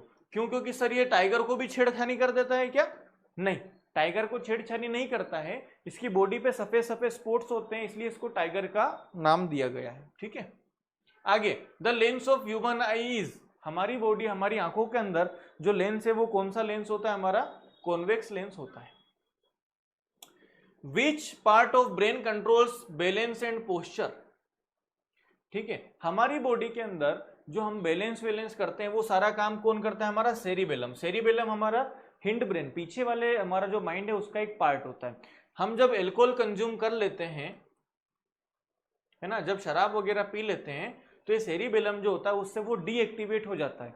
और जब ये डीएक्टिवेट हो जाता है, फिर आपने देखा होगा सामने वाले की चाल किस तरह से मतवाली हो जाती है। क्यों, क्योंकि उसके साथ कौन काम करता है आपका, वो सेरिबेलम, उसका बैलेंसिंग का काम गड़बड़ा देता है, ठीक है। फिर आदमी दीवार पे से चढ़ जाता है खड़ा का खड़ा ऊपर, ठीक है। आगे बढ़ो, विच gas is essential for photosynthesis, कौन सी गैस होगी सर, ऑक्सीजन तो पौधे हमको दे देते हैं ना, इसका मतलब उनको क्या चाहिए होती है, कार्बन डाइऑक्साइड। इंसान यही तो काम कर रहे हैं बस पृथ्वी पे कि हम कार्बन डाइऑक्साइड दे रहे हैं ताकि जो पेड़ लोग हैं वो हमको ऑक्सीजन दे पाए। नहीं तो अभी थोड़े दिन बाद देखना इंसान पौधे को ही मना कर देंगे कि नहीं भाई अब तेरे को हम कार्बन डाइऑक्साइड देना बंद, क्योंकि तू पैसे नहीं देता हमको, है ना। चलो, mode of nutrition of fungi, fungi मतलब फफूंद, फंगस आप लोग जानते हो। मुझे एक बात बताओ, फंगस कौन सी चीजों पर उगती है सर, जो चीजें सड़ जाती है, गल जाती है, खराब हो जाती है ना। ब्रेड को आप 3-4 दिन तक पटक रखो, उसके ऊपर फंगस लग जाती है, तो वो फंगस क्या होती है आपका, जब किसी सड़ी गली चीजों पर, वो होता है आपका सेप्रोपेटिक, कि सर सड़ी हुई चीजों को। ऑटोट्रोफिक, जो खुद अपना खाना बना लेते हैं, जैसे कि आपके प्लांट्स वगैरह। पैरासाइटिक, जो किसी जिंदा जीव के ऊपर अपने को चिपका लेते हैं, जैसे आपने देखा होगा चौंक होती, लीच होती, ये क्या करती है, जिंदा जानवरों के ऊपर चिपक के उनका खून पी पी के बड़ी हो जाती है, उनका अपना जीवन यापन चलता रहता है, वो होता है पैरासाइटिक। सिम्बायोटिक होते हैं साथ साथ जीने वाले, ठीक है क्या। इसका सबसे बढ़िया एग्जाम्पल है आपका लाइकेन्स, ठीक है। आगे बढ़ो। Which part of human brain regulates hunger and thirst. तो हंगर और थर्स्ट को जो कंट्रोल करता है वो है आपका हाइपोथैलेमस, यही है वो आपकी सुपर मास्टर ग्लैंड, ये सारी चीजों को कंट्रोल करने का काम करती है, ठीक है। Human beings sex is determined by, male हो रहा है कि फीमेल होगा ये कौन पता करता है, तो ये पता करता है हमारे एलोसोम्स। एलोसोम क्या होते हैं मैं आपको समझाता हूं, समझना। हमारी बॉडी में टोटल 46 क्रोमोसोम है, जिसको हम बोलते हैं 23 पेयर, हाँ या ना। तो अब समझना, जिसमें से 44 या फिर मैं बोलूं 22 जोड़ी ये सेम होते हैं, और बचा हुआ एक जोड़ी है ना, 1 पेयर, 2 क्रोमोसोम या 1 पेयर जो होता है इसको बोलते हैं हम अलग अलग, ये होता है एक्स और वाई। ये सब ऑटोसोम कहलाते हैं। क्या कहलाते हैं? ऑटोसोम। ऑटोसोम क्या होते हैं सर? ये हमारी पूरी बॉडी का स्ट्रक्चर में डेवलप करते हैं। जैसे मुझे एक बात बताओ, मेल और फीमेल में आंखें भी बराबर होती है, नाक भी बराबर होते हैं, कान भी सेम होते हैं, होठ भी सेम होते हैं ना, शरीर में पेट होता है, दिल होता है, लंग्स होते हैं, दिमाग होता है, सारी चीजें लगभग लगभग बराबर होती है, सेम होती है। वो सब सेम कौन बनाता है? ये ऑटोसोम, ठीक है क्या। ओलोसोम जो होते हैं ये 2 तरह के होते हैं, एक्स ओलोसोम और एक वाई ओलोसोम। यही क्या करते हैं हमारे बॉडी के अंदर, ह्यूमन बॉडी के अंदर सेक्स का डिटर्मिनेशन करते हैं कि एक्स जा रहा है। अब समझना, एक्स एक्स अगर गया तो यहां पर आपका गर्ल होती है, X Y, B for boy और एक्स वाई, यहां पर आपको ध्यान रखना है एक्स वाई अगर गया तो वहां पर बॉय होता है। तो ये जो सेक्स डिटर्मिनेशन का काम है ये किसके थ्रू होता है? आपके एलोसोम्स के कारण होता है। अगर एलोसोम भी नहीं पूछेगा तो फिर वाई क्रोमोसोम आपका आंसर हो जाएगा, ठीक है। आगे बढ़ो। Which micro organism is used in production of alcohol. Alcohol के प्रोडक्शन में क्या यूज करते हैं? तो सर खमीर, यीस्ट का यूज किया जाता है। क्लियर है। लास्ट क्वेश्चन में भी, second last, which type of immunity is provided by vaccine. Vaccine जो होती हैं ये हमको किस तरह की इम्यूनिटी बनाकर देती है? तो सर ये हमें आर्टिफिशियल और एक्टिव टाइप की इम्यूनिटी बनाकर देती है। ये आर्टिफिशियल और एक तरह का एक्टिव इम्यूनिटी सिस्टम क्या होता है? जैसे हमारी बॉडी है, हमारी ये बॉडी है मान लो, अब जैसे हमने वैक्सीन लेते हैं तो वैक्सीन के नाम पे हम लोग क्या लेते हैं? सर वैक्सीन के नाम पे हम लोग कुछ एंटीजन लेते हैं। ये एंटीजन क्या होते हैं? सर ये डेड, मरे हुए या फिर लेस हार्मफुल, एक तरह से आप मान लो कीटाणु ही हम ले रहे हैं, है ना। एक तरह से हम लोग वायरस है ये, जो कि बहुत या तो मरे हुए वायरस है या कि बहुत कम हार्मफुल वायरस है। ये हमारे ब्लड में चले जाता है तो हमारा जो बॉडी होती है वो क्या करती है? रेगुलेट करती है और इनसे लड़ने के लिए वो डेवलप हो जाती है। और जो इनसे लड़ने के लिए एंटीबॉडीज हमारी बॉडी जो होती है वो डेवलप कर लेती है। तो अब हमारी बॉडीज में एंटीबॉडी की वैल्यू ज्यादा हो जाएगी। अब जैसे ही कोई सा नया वायरस हमारी बॉडी के अंदर आता है, जैसे कोरोना आ गया, तो हमारी बॉडी के अंदर एंटीबॉडीज काफी ज्यादा मात्रा में है। ये सारी की सारी एंटीबॉडीज उस छोटे से वायरस को कूट के खत्म करके बाहर फेंक देती है, ठीक है। तो आर्टिफिशियल होता है वो हम लोग अलग से बढ़वाते हैं, और एक्टिव होता है ऐसा नहीं कि वो बैठा हुआ है, वो काम करते रहता है, ठीक है। तो ये था आप लोगों की कहानी साइंस की। अब हम लोग मिलेंगे सीधा एग्जाम के बाद। बढ़िया से एग्जाम दीजिए, बेस्ट ऑफ लक, तैयारी करते रहिए, ज्यादा से ज्यादा प्रैक्टिस कीजिए। चलो मिलते हैं नेक्स्ट वीडियो में। जय Hind, have a very nice day.